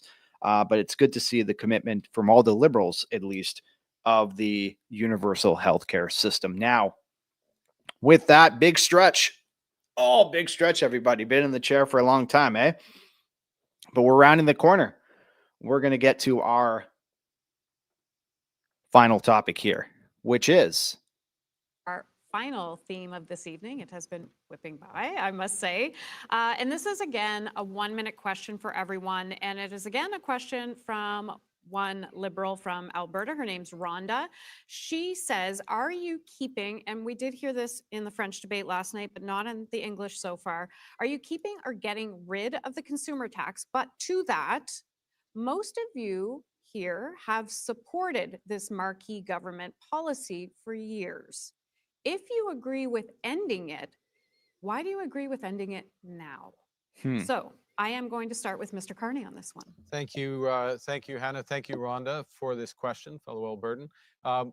Yes, I support ending the consumer carbon tax, and to be absolutely clear, that's on consumers, it'd be on small businesses, it'd be on farms as well. The reason I do is twofold. One, politics is about people, and this has become too divisive for Canadians. Okay. Secondly, the contribution of the consumer carbon tax is a little less than 10% of our emissions reductions. I've spent a substantial portion of my career working on these issues, and there are better ways to accomplish those emissions reductions, particularly on my proposal, is that big polluters will pay Canadians, not taxpayers, big polluters will pay Canadians for their emission reductions and will improve the options for and the ability of those companies, who are some of our most important companies, to get their own emissions down. Okay, we're going to come back and debate this more, but Ms. Freeland, you are next with 1 minute. Well, since we're talking about climate action, I do want to start by recognizing the role that I think history is going to judge very positively that Prime Minister Trudeau has played on climate action. He is the first Canadian Prime Minister to really move the dial. And under his leadership, we have become a country where the economy is growing while emissions are going down. That is a huge accomplishment for our children and grandchildren. On the consumer price on pollution, I was the first candidate to come out and say I would lift that. And the reason is really simple. Democracy is about listening to people. And Canadians were very clear with us in conversations with me that they didn't think that policy worked for them. What we need is carrots. We need incentives to double down on the incentives I put in place, the Canada Growth Fund, the investment tax credits, to create a green transition that delivers jobs and growth for the Canadian economy. I know that we can do that, and I know that that's what Canadians need. And if we let Pierre Poilievre be elected, that will be the end of climate action in Canada. Okay, we're on the 1 minute segment, and Mr. Bayless, you're up next. Thank you. So I will implement a climate policy that will have a direct and tangible impact on fighting climate change. And it's going to be recognized, as we've all heard before, polluter pays model. And everyone is going to do their share, industries and individuals. Look, there's a cost to having our garbage collected. There's a cost to having water treatment plants. And we're happy to pay those costs because we have clean earth and we have clean water. And there will be a cost to having clean air. Anyone who tells you there's no cost to it is not being honest with you. So to answer your question about this carbon tax, presently it's not working because what it's doing is just circulating money around. So I'm going to adapt it. And what we're going to do is attack the problem directly. So I'm going to invest funds into programs and Canadian companies that are going to bring forth solutions to fight climate change directly. And Karina Gould, you have said that you are not going to scrap the consumer carbon tax, that you will stop the increase in April. Maybe discuss that a bit. Sure. Well, politics is also about leadership, and it's also about conviction. And I'm not going to abandon the fight against climate change because Pierre Poilievre is telling us to do that. I'm a mom of 2 young kids. I cannot leave a planet that is burning to them. I got into politics in 2015 because I wanted to be part of a government that fought climate change.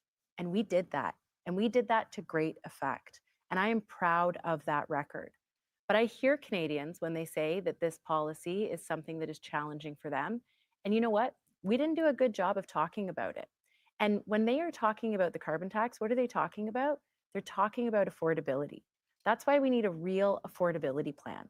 It's not that they're against fighting climate change or they're against protecting the environment, but that also means that if you don't have the price on pollution, you don't have the rebate checks that millions of Canadians depend on every single year. If you have a plan to fight climate change, you also need to have a plan to fight affordability. Yeah, we are, okay, Yeah, let's just get right into yeah. the debate because Mr. Carney, go.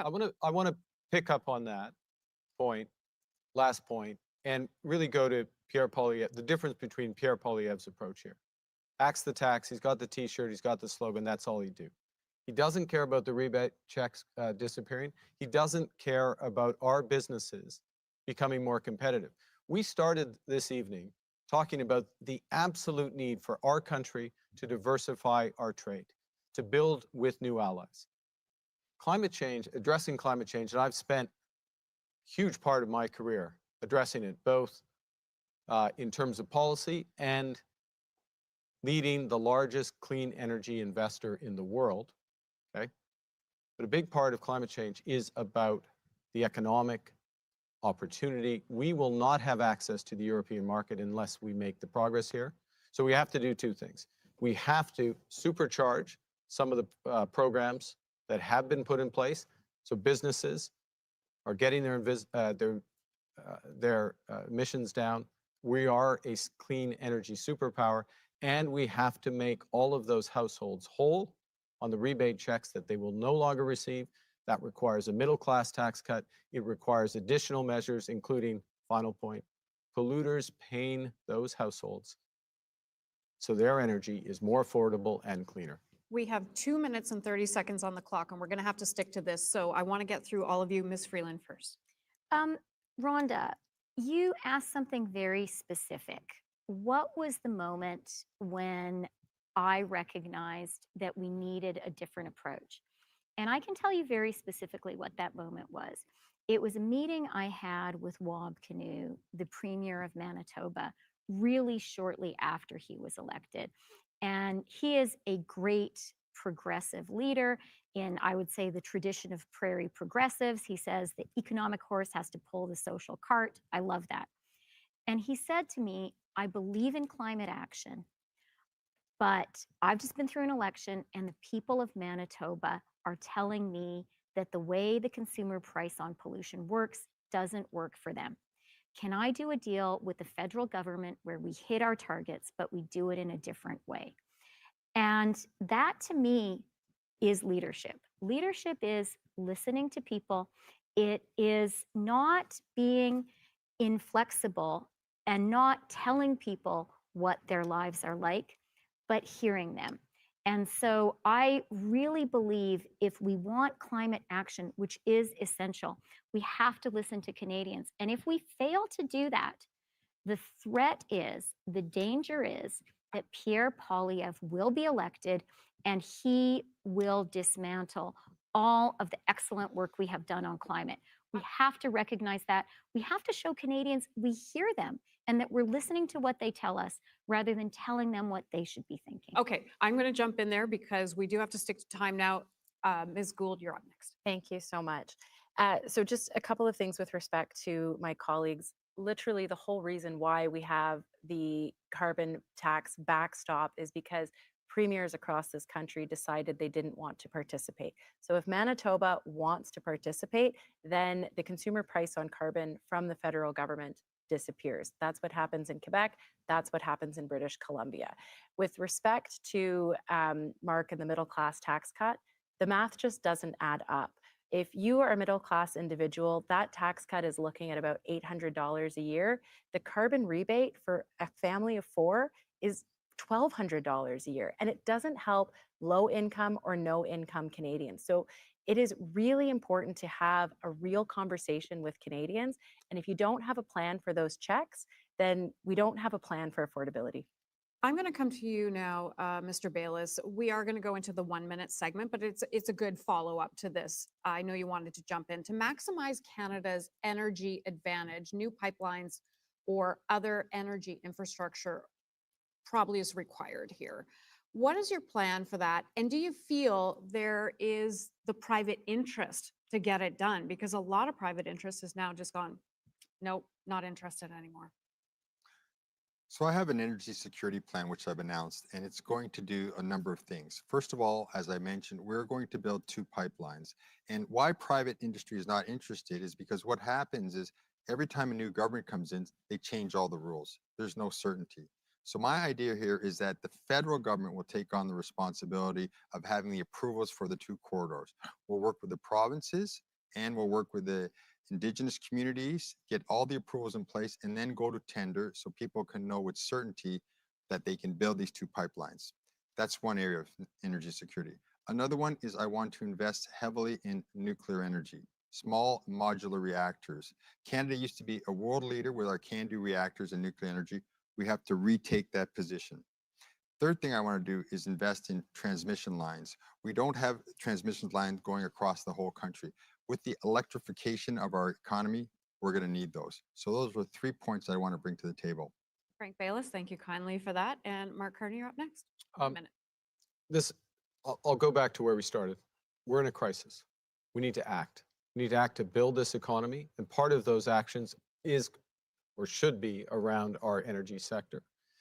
I would convene as part of First Minister's discussion of the projects of national interest, which would include both clean and conventional energy, would include pipelines, getting consensus around those projects that we're going to move forward on. Because we are a federation, we need multiple levels of government, but we need speed. And we need the federal government to move with speed. We also need to do, and we can do, and can lead in areas such as carbon capture and storage. We can lead in displacing the 70% of oil in Eastern Canada that comes from the United States that is using the money to threaten us. So this is part of a bigger set of opportunities for Canada. I'd help to lead those changes, and we'd do it right from the start. Ms. Freeland, your 1 minute starts. I do want to go back to the critical moment our country is facing, to the existential threat that President Trump poses to our economy, to our sovereignty. And Canadians get that. One of the reasons I am so confident that we can get through this and that we can get a good deal, that actually we can successfully negotiate with President Trump, is because we are an energy superpower. Uranium, hydro, wind, traditional energy. This is a strength, and we need to double down on it. I am very proud to be the minister that got access for our energy to the Pacific. That diversification is so valuable today. It gives us an alternative to the United States. We need that more than ever. I believe there is the national will right now in Canada to double down on our energy strength, to use that as a source of economic security and also of national security, including as something that we can offer to our European and Asian allies whose support we need for our own security. Okay. Karina Gould, 1 minute. Thank you. Energy security is imperative not just for our economic security, but also for our sovereignty. And as Canadians, we know how to do something really well. We know how to skate to where the puck is going. And so that means that we need to have a conversation right now about what securing our energy future looks like, both with traditional energy, but also with new renewable energy. If we think about where we're going to be in 5, 10 years, where our trading partners are going to be in 5 or 10 years, we have to have a real conversation about what Canada can provide for Canadians, but also for the world. I'm from Southern Ontario, and we have incredible technology when it comes to nuclear. We have an amazing opportunity to build renewable energy here at home, but also to export our energy and our expertise around the world. This is the conversation for Canadians to be having right now, and to do it with provinces and territories and with Indigenous peoples. We are going to go into that was the 1 minute debate. We are going to go into the 5 minute final debate of the evening. And this is a question, you can take it wherever you want. How will you differentiate yourself from the current Prime Minister, Justin Trudeau? $1 million yourself, question Ms. right Freeland. there. I'm actually going to carry on with the previous theme because I still might come back and ask you, though. we haven't touched Because she can't on differentiate something herself, that's really why. important to Canada, and that actually is an integral part of our energy security future and is a really positive story. And that is Indigenous participation in energy projects. One of the things I was so proud to be able to do as finance minister is create a $5 billion Indigenous loan guarantee program to allow Indigenous direct participation, ownership of natural resource projects, energy projects. This is transformational for Canada. And I think that we really need to embrace the fact that we are a country that can move forward with Indigenous prosperity. And we are a country whose path to reconciliation can include Indigenous people in Canada being partners in building the energy security we need today more than ever. Okay, thanks. And I will come back with that other question. So I'm going to go back to my original question in this debate. How will you differentiate yourself from Prime Minister Trudeau? Sure. Let me just first start by saying that I think it's wonderful what you raised, Christia. It's just that Indigenous reconciliation is about more than a relationship with natural resources. And this is something that I think we can be extraordinarily proud of, the legacy that Prime Minister Trudeau has put in place when it comes to reconciliation. And we need to be very mindful that a Pierre Poilievre-led Conservative government will back away and backtrack on this really important relationship that Canada has with Indigenous peoples. And I also just want to say that I'm actually really proud of a lot of the work that we did as a government, whether it was the Canada Child Benefit that has lifted over 500,000 kids out of poverty, the early learning and childcare agreements, or the work that we did on fighting climate change. I'm proud of that legacy and that record. And I think all Liberals can be proud of that. Where I see a big difference is in making sure that we stay and I stay connected to the grassroots. And this is something that as Liberals, I want to talk to you specifically about. We need to hear your voices. We need to hear your ideas because it is always the Liberal membership, the Liberal grassroots that provides the next big idea for Canada and for Canadians. And so my pledge to you is to ensure that we have a robust and vibrant party that is connected in our communities, listening to Canadians and making sure that we can build that future that we want and lead Canada ambitiously into the 21st century. So that's how you'll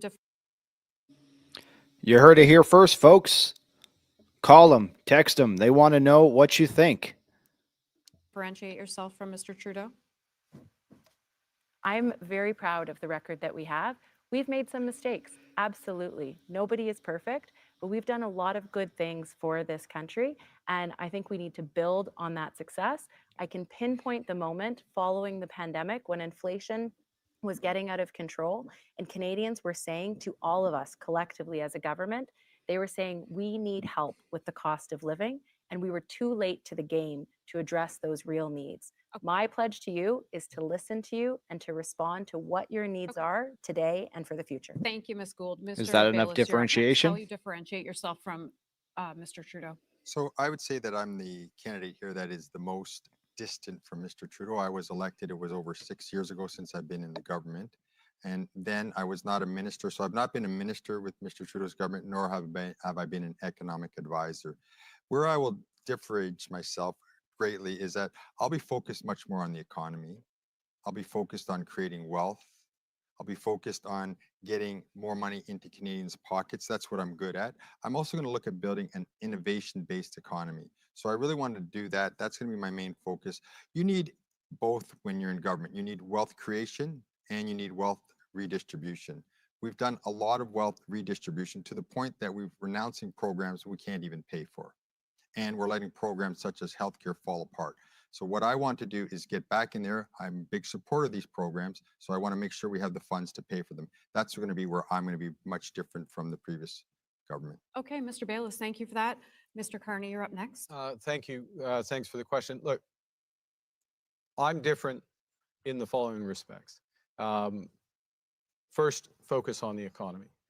Laser focus on the economy, and that means good jobs, people's wages growing faster than inflation.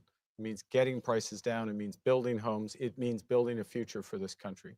Secondly, I'm much more hands-on, much more of a hands-on person, hands-on manager. I focus on results and getting things done. Thirdly, and I've heard this, I'm fortunate to have support in the caucus. I hear directly from the supporters about more regular and two-way dialogue with the caucus. I meet with my supporters virtually during the course of this leadership campaign to hear their ideas, to hear their energy, to hear what's going on, what they're seeing on the ground, to share my perspectives in order to move forward. Okay, and Ms. Freeland, I am going to come back to you on this one. I only have about 30 seconds on this. How would you differentiate yourself after being in the Justin Trudeau government for all of these years? Well, first of all, we as Liberals have to be proud of the great things our government has done. National System of Early Learning and Childcare, Canada Child Benefit, support for seniors, CETA, NAFTA. We have done a lot and we need to remind Canadians about that. But, you know, for me, this campaign has been a personal liberation. And I am my own person, and it is great. I personally do not believe in a style of leadership, which is a one-man band. I think that the best kind of leadership is collaborative and listening, and that's how I'm running my campaign. I believe that we have to be practical and we have to focus on jobs and growth. Okay. But most importantly, I am a ferocious mother, and I will fight for Canada with the same ferocity that I fight for my kids. I will fight for your kids too. And the reason I am running is I am the leader who can stand up to Donald Trump and win. Okay, we still have closing statements as well. So this is that opportunity for each candidate. I may have to take some time away because of that.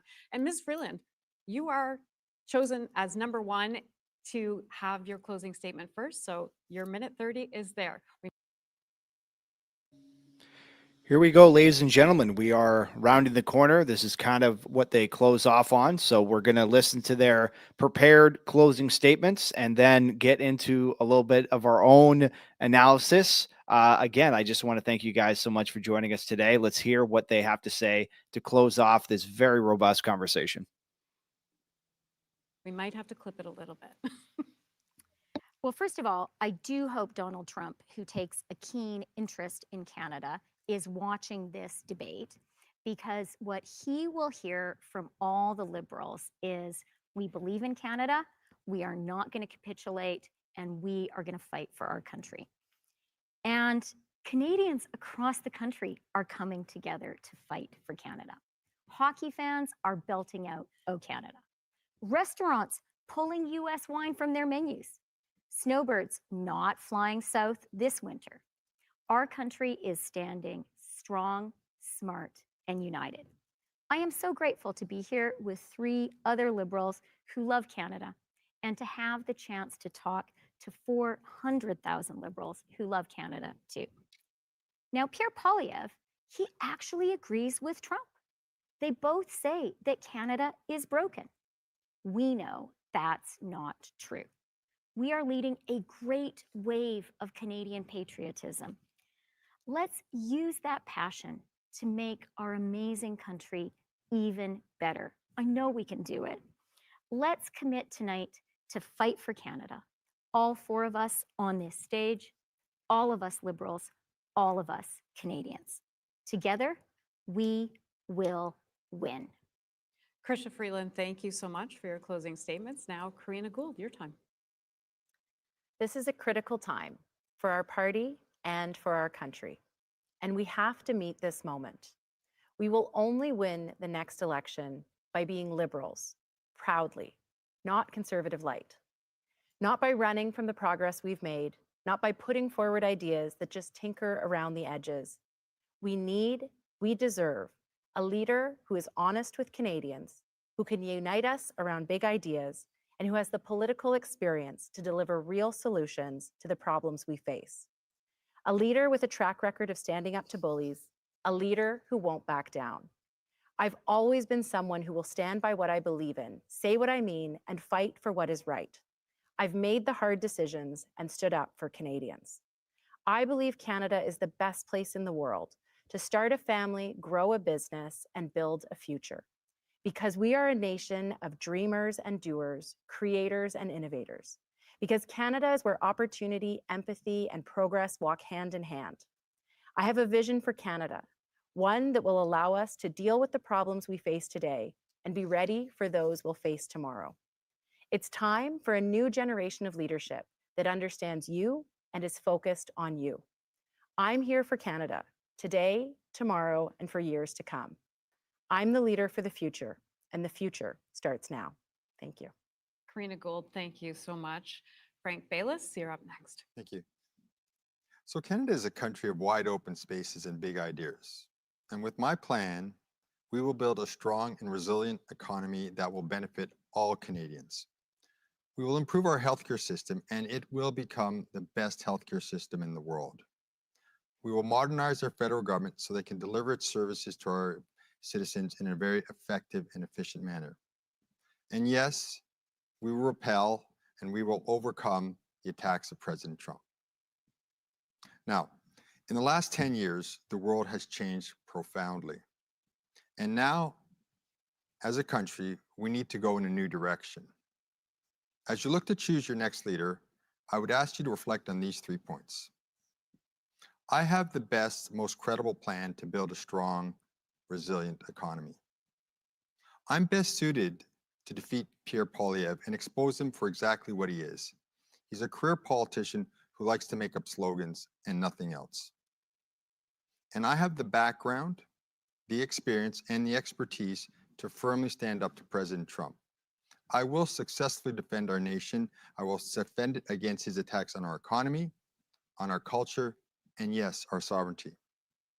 My fellow citizens, I represent that new direction. So let's be bold. Let's be ambitious. Together, we will build a proud and prosperous Canada. My name is Frank Bayless, and to make this happen, I need your support.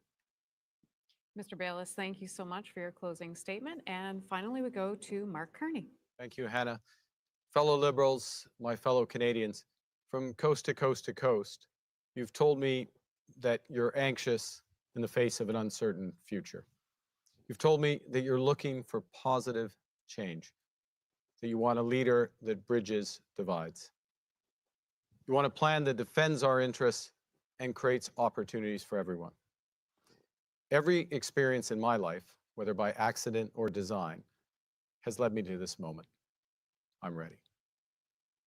It's true, I'm not a career politician. I am a pragmatist who knows how to get things done. I've managed economic crises, built strong economies, and run tough negotiations. And this gives me the experience to lead Canada at this crucial time. We're facing a very different world to the one we've known all our lives. The Canadians are ready to unite and stand up for our country. We will seize this moment to win for Canada.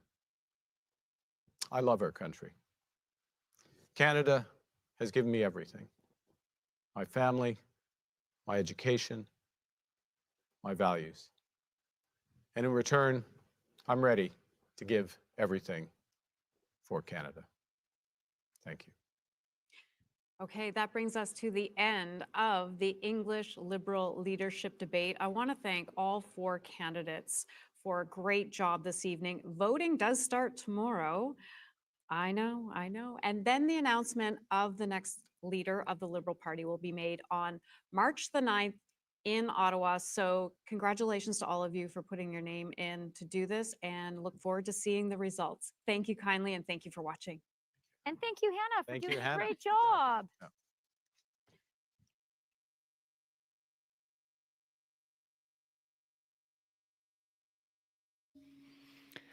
All right, nothing left but the handshakes.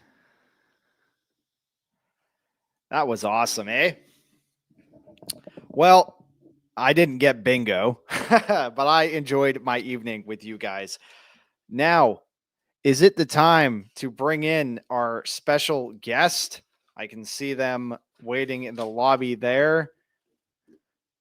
You are more than welcome to unmask yourself, sir, or remain in ghost mode. Hello, Huzzah. everybody. This is my buddy Dennis. He has been helping me out with the live stream today. What's up, my man? Hey, Clinton.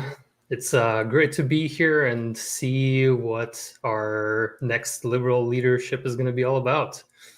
Totally, man. Now, I know you were kind of jumping in and out of things, dealing with stuff on your end.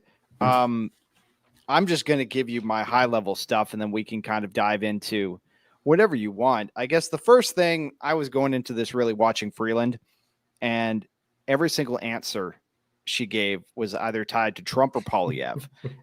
And just and even at the end there, branding herself as the mama bear, I think that really is a perfect symbol for her whole campaign.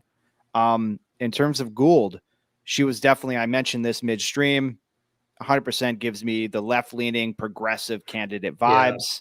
Were you there when she was talking about universal basic income? Yeah, man, my ears are burning. I Those thought are the magic it words might. I like Those to are. hear.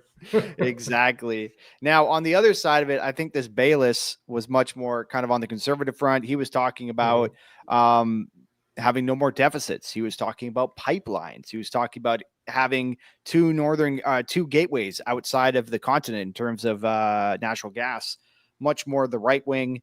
And I guess to round it all out, Carney, he was kind of smack dab in the middle. I found him, he didn't have a lot of quotes. He kind of just played it very chill. So I don't know if that was the game plan, but definitely nothing too crazy from him. Nothing outstanding, but nothing really dropped the ball. Like kind of yesterday's comments around Hamas were, I guess, a loss for him. So he definitely kind of played it a little bit more tighter today, I'd say. Yeah, it's interesting because like you picked out some great little differences between them. For me, it felt very flat in a way too. Like I definitely agree with you about some of those subtleties, but overall there was a lot of kind of agreement amongst each other, building on what each other said. A lot of like, oh, I like what he said. Yeah, I kind of second that kind of thing. And it's interesting to see it from the different perspective of the usual politics, where you hear the more riled up debates when different parties are kind of going at each other. I really haven't seen leadership debates within an individual party before tonight, so that's my transparency for our viewers. I bring that context, but it's interesting because it's a very different vibe, and I'm not sure if all leadership races are similar like this. Maybe you can shed a little bit of light. Do they all typically come across so non-aggressive or kind of fierce at each other? Is totally. Yeah. No, this is the more mild one that I've seen. Not that have a very large library to draw on. I've only seen a few myself, but definitely this is more mild. And I think a big component to that is this Team Canada approach that the Liberals are trying to push. They're clearly trying to establish that, well, Poilievre wants to derail things, but we're Team Red, we're Team Canada. And even as we fight and debate, you'll see we're doing it in a courteous way. That's my read. I think they're trying to really establish that. The only candidate that really took shots, again, was this Gould. At the beginning of it all, she said, I'm going to ask some tough questions. And in the first quarter there, she actually started to ask questions of Carney, and the moderator even came in, and the moderator was like, I'll be the one asking the questions here. So that kind of put a pin in that whole thing. So I found that interesting. She was taking shots more so than anybody else. But yeah, I think that there's this unified approach that they're really trying to cling to for branding reasons. And that's why they're being a more cordial than they might normally be. Yeah, I found that interesting. And it's and the whole energy of the thing, the whole debate was pretty low key, which I guess really vibes with your show. Yep. But I do question it a little bit in terms of kind of where we're at today. I didn't really feel as much sense of urgency and kind of that address of like, the situation isn't exactly normal. And I think, at least on myself, like personally, I would have loved to see a little bit more fire, I think, from them, just to address the fact that, this isn't normal. We're not in the normal times. We're facing challenges with our greatest ally, so to speak, who was our ally, the biggest border. And there's some really serious conversations to be had, lots of serious topics, and it just didn't feel as fiery, which is, I get it, like it's an internal leadership debate, but I don't know. I would have loved to see a little bit more passion and fire, I think, from them. And there was a few moments. I think Gould had a little moment there, but mostly subdued. I definitely hear that. So what are the topics? And again, I get you didn't catch the whole thing, but what are the things that were missed, do you think? The big things, they talked about the economy, as always. They talked about healthcare. Yeah. They did talk about housing. Was there anything or, any topic you would have liked to see that you think was omitted? Honestly, I think those are like the key ones. And honestly, like when these kind of debates go into smaller topics, I find it's not as important. So I think they really hit on the stuff that really matters. Because let's be real, all of us are facing economic hardships. There's stress and worry about what's happening with the United States. Healthcare has been brutal, and I see it from personal perspectives as well. I've had things happen in family matters that were situations that were not great. They got resolved, luckily, okay. But getting the care that was needed was fucking difficult, and it comes from a very personal place. So I think they covered the right stuff. They spent the right amount of time on the things that really matter right now. It didn't feel like they really needed to go into other stuff, at least not for now. Did you feel there was something missed?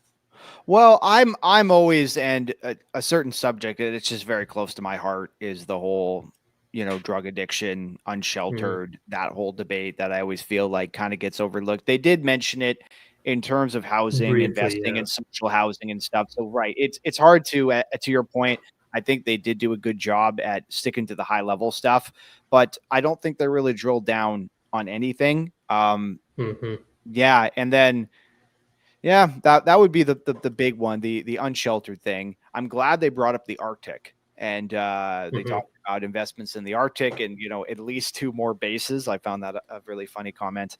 Yeah. I think you're right though about the whole unsheltered and the more, I guess, unfortunate side of the population that isn't as wealthy. Like there's a lot of mention of middle class, and quite frankly, at this point, I would even question what do they consider middle class, because I think those metrics have been changing over the years. And what is the definition of middle class nowadays?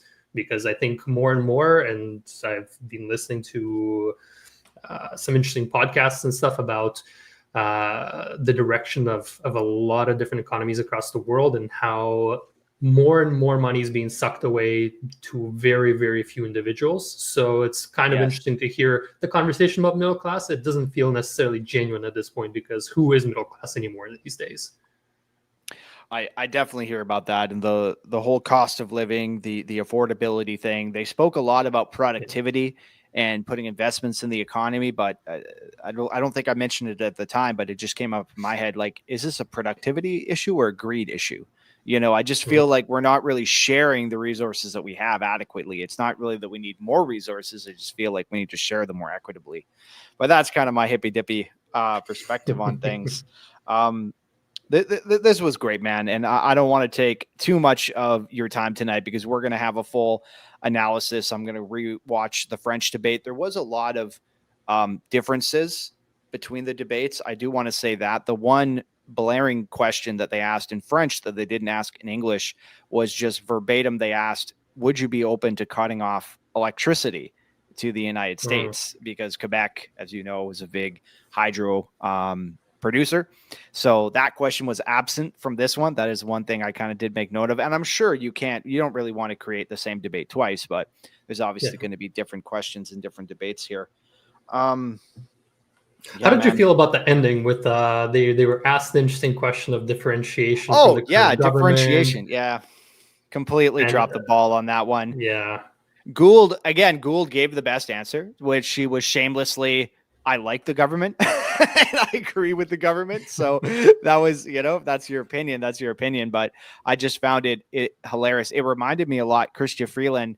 It kind of reminded me of Trump back in his debate with Harris there, when, I'm going to ask you about the border. Well, I'm going to actually answer the previous question first.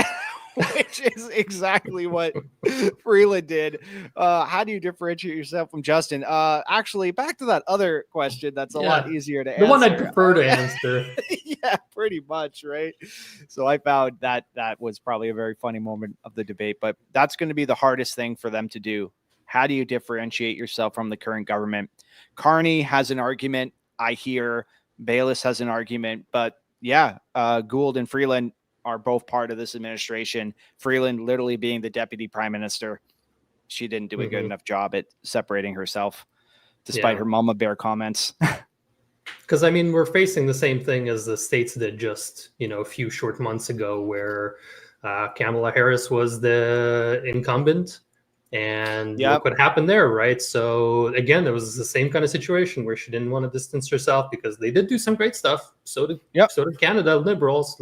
Like we can't argue there's some right decisions, but at the end of the day, people are pissed, and they're looking for change. Yes. So I feel like they didn't really move the needle in terms of kind of how we've been looking at the polls, and Carney's leading and Freeland's second place. But, from tonight, it didn't really feel like that needle would have really moved. I wouldn't imagine. No, I think and again, I do have to keep saying this is until the cows come home. I'm not a card carrying liberal, but if I was, I wouldn't be upset with any of those four making it. Honestly, I think they're all, again, varying degrees, but I think at this point you're kind of just choosing what flavor ice cream you want, but you've decided that you want to eat ice cream. You know what I'm saying? Yeah, they're all very similar in that perspectives. But you do have to think about it in terms of like who would actually go up against Pierre, right? At the end of the day, exactly, who has the highest likelihood, because that's the person you want to actually have as a liberal leader for the upcoming election. Exactly. And that's where Carney's argument of being outside of the administration probably carries the most weight. And that does seem to be the way that the party is going to lean. They're probably going to go to the outside guy in hopes that they can put a new face on this and go for an election pretty quick, honestly. I guess, well, that's a fun place to leave it, actually. What would be your Hail Mary prediction of when we are going to an election? The Liberals are going to be voting in their new leader on March 9th. The government is still technically prorogued until the 24th of March. So they have about 3 weeks before things start up again. But what's your read? Is this going to be early May, or do you see this carrying on into the summer? It's a good question. It feels like there's so many factors that are kind of playing into this. There's the whole fact that NDP is losing ground right now. So there's a little bit of a consideration that Liberals are having a little uptick. People are sharp on the feeling that Pierre most closely resembles Trump. And with everything happening in the States, there's a little bit of a feeling that, okay, we don't really want that up here as well. So maybe, strike while the iron's hot. The Liberals might want to call the election sooner than later. But at the same time, we're dealing with everything going down south. Like, are we ready to put ourselves into full-on election mode? Is that for the best of the country? Big point. Yeah, I hear you on that. Is it a good move because elections are very vulnerable in there. You air all your dirty laundry. You kind of throw this stuff out. That's a point, actually, back to the point we're making about why the Liberals are so being nice to each other. They also don't want to give the Conservatives too much ammunition against them, right? So that's kind of part of it. But I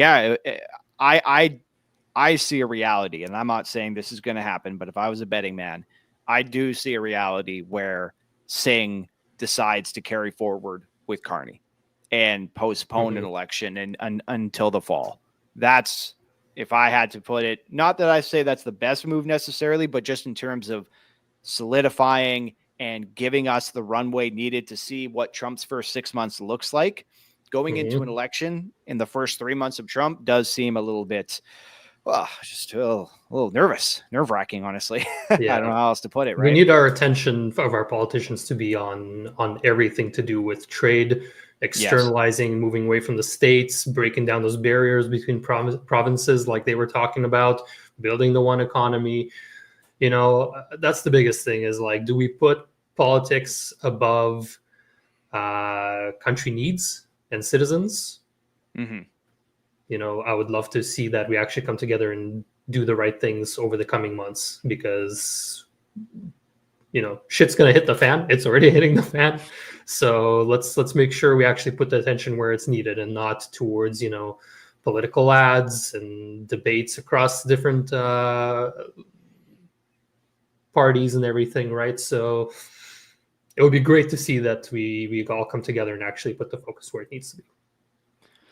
Taking that Team Canada approach to Yeah. borrow a very overused phrase of this time, but that's exactly it. I see it, but it's kind of out of our hands. It's in the hands of our Yeah. elected representatives. It's in the hands of the Liberals. We'll see what happens if Carney is elected. What happens with his seat? Is Trudeau going to be stepping down from his Papineau seat and allowing Carney to run in a by-election? There are still a bunch of unanswered questions around having an unelected member becoming prime minister that, we'll need to look into as well. But I do think we have reached maximum political conversation for today. I'm going to put up our fancy banner that you showed me how to do here and convince all the lovely people who are watching at home to like and subscribe. Thank you so much for being with us this evening. And again, this was our first time being live on the program. A big thanks, Dennis, for helping work out all the logistics behind making this a possibility. My pleasure, Clinton. Do it. Subscribe. With that, subscribe to the channel. We're going to be having more. There's going to be more breakdowns, and we're definitely going to be talking about the new Liberal leader, aka also known as the next prime minister of this country. So with that, you've been chatting with my good friend, Citizen Dennis. I am Citizen Clinton, and I will see you guys in the next video. Thank you so much.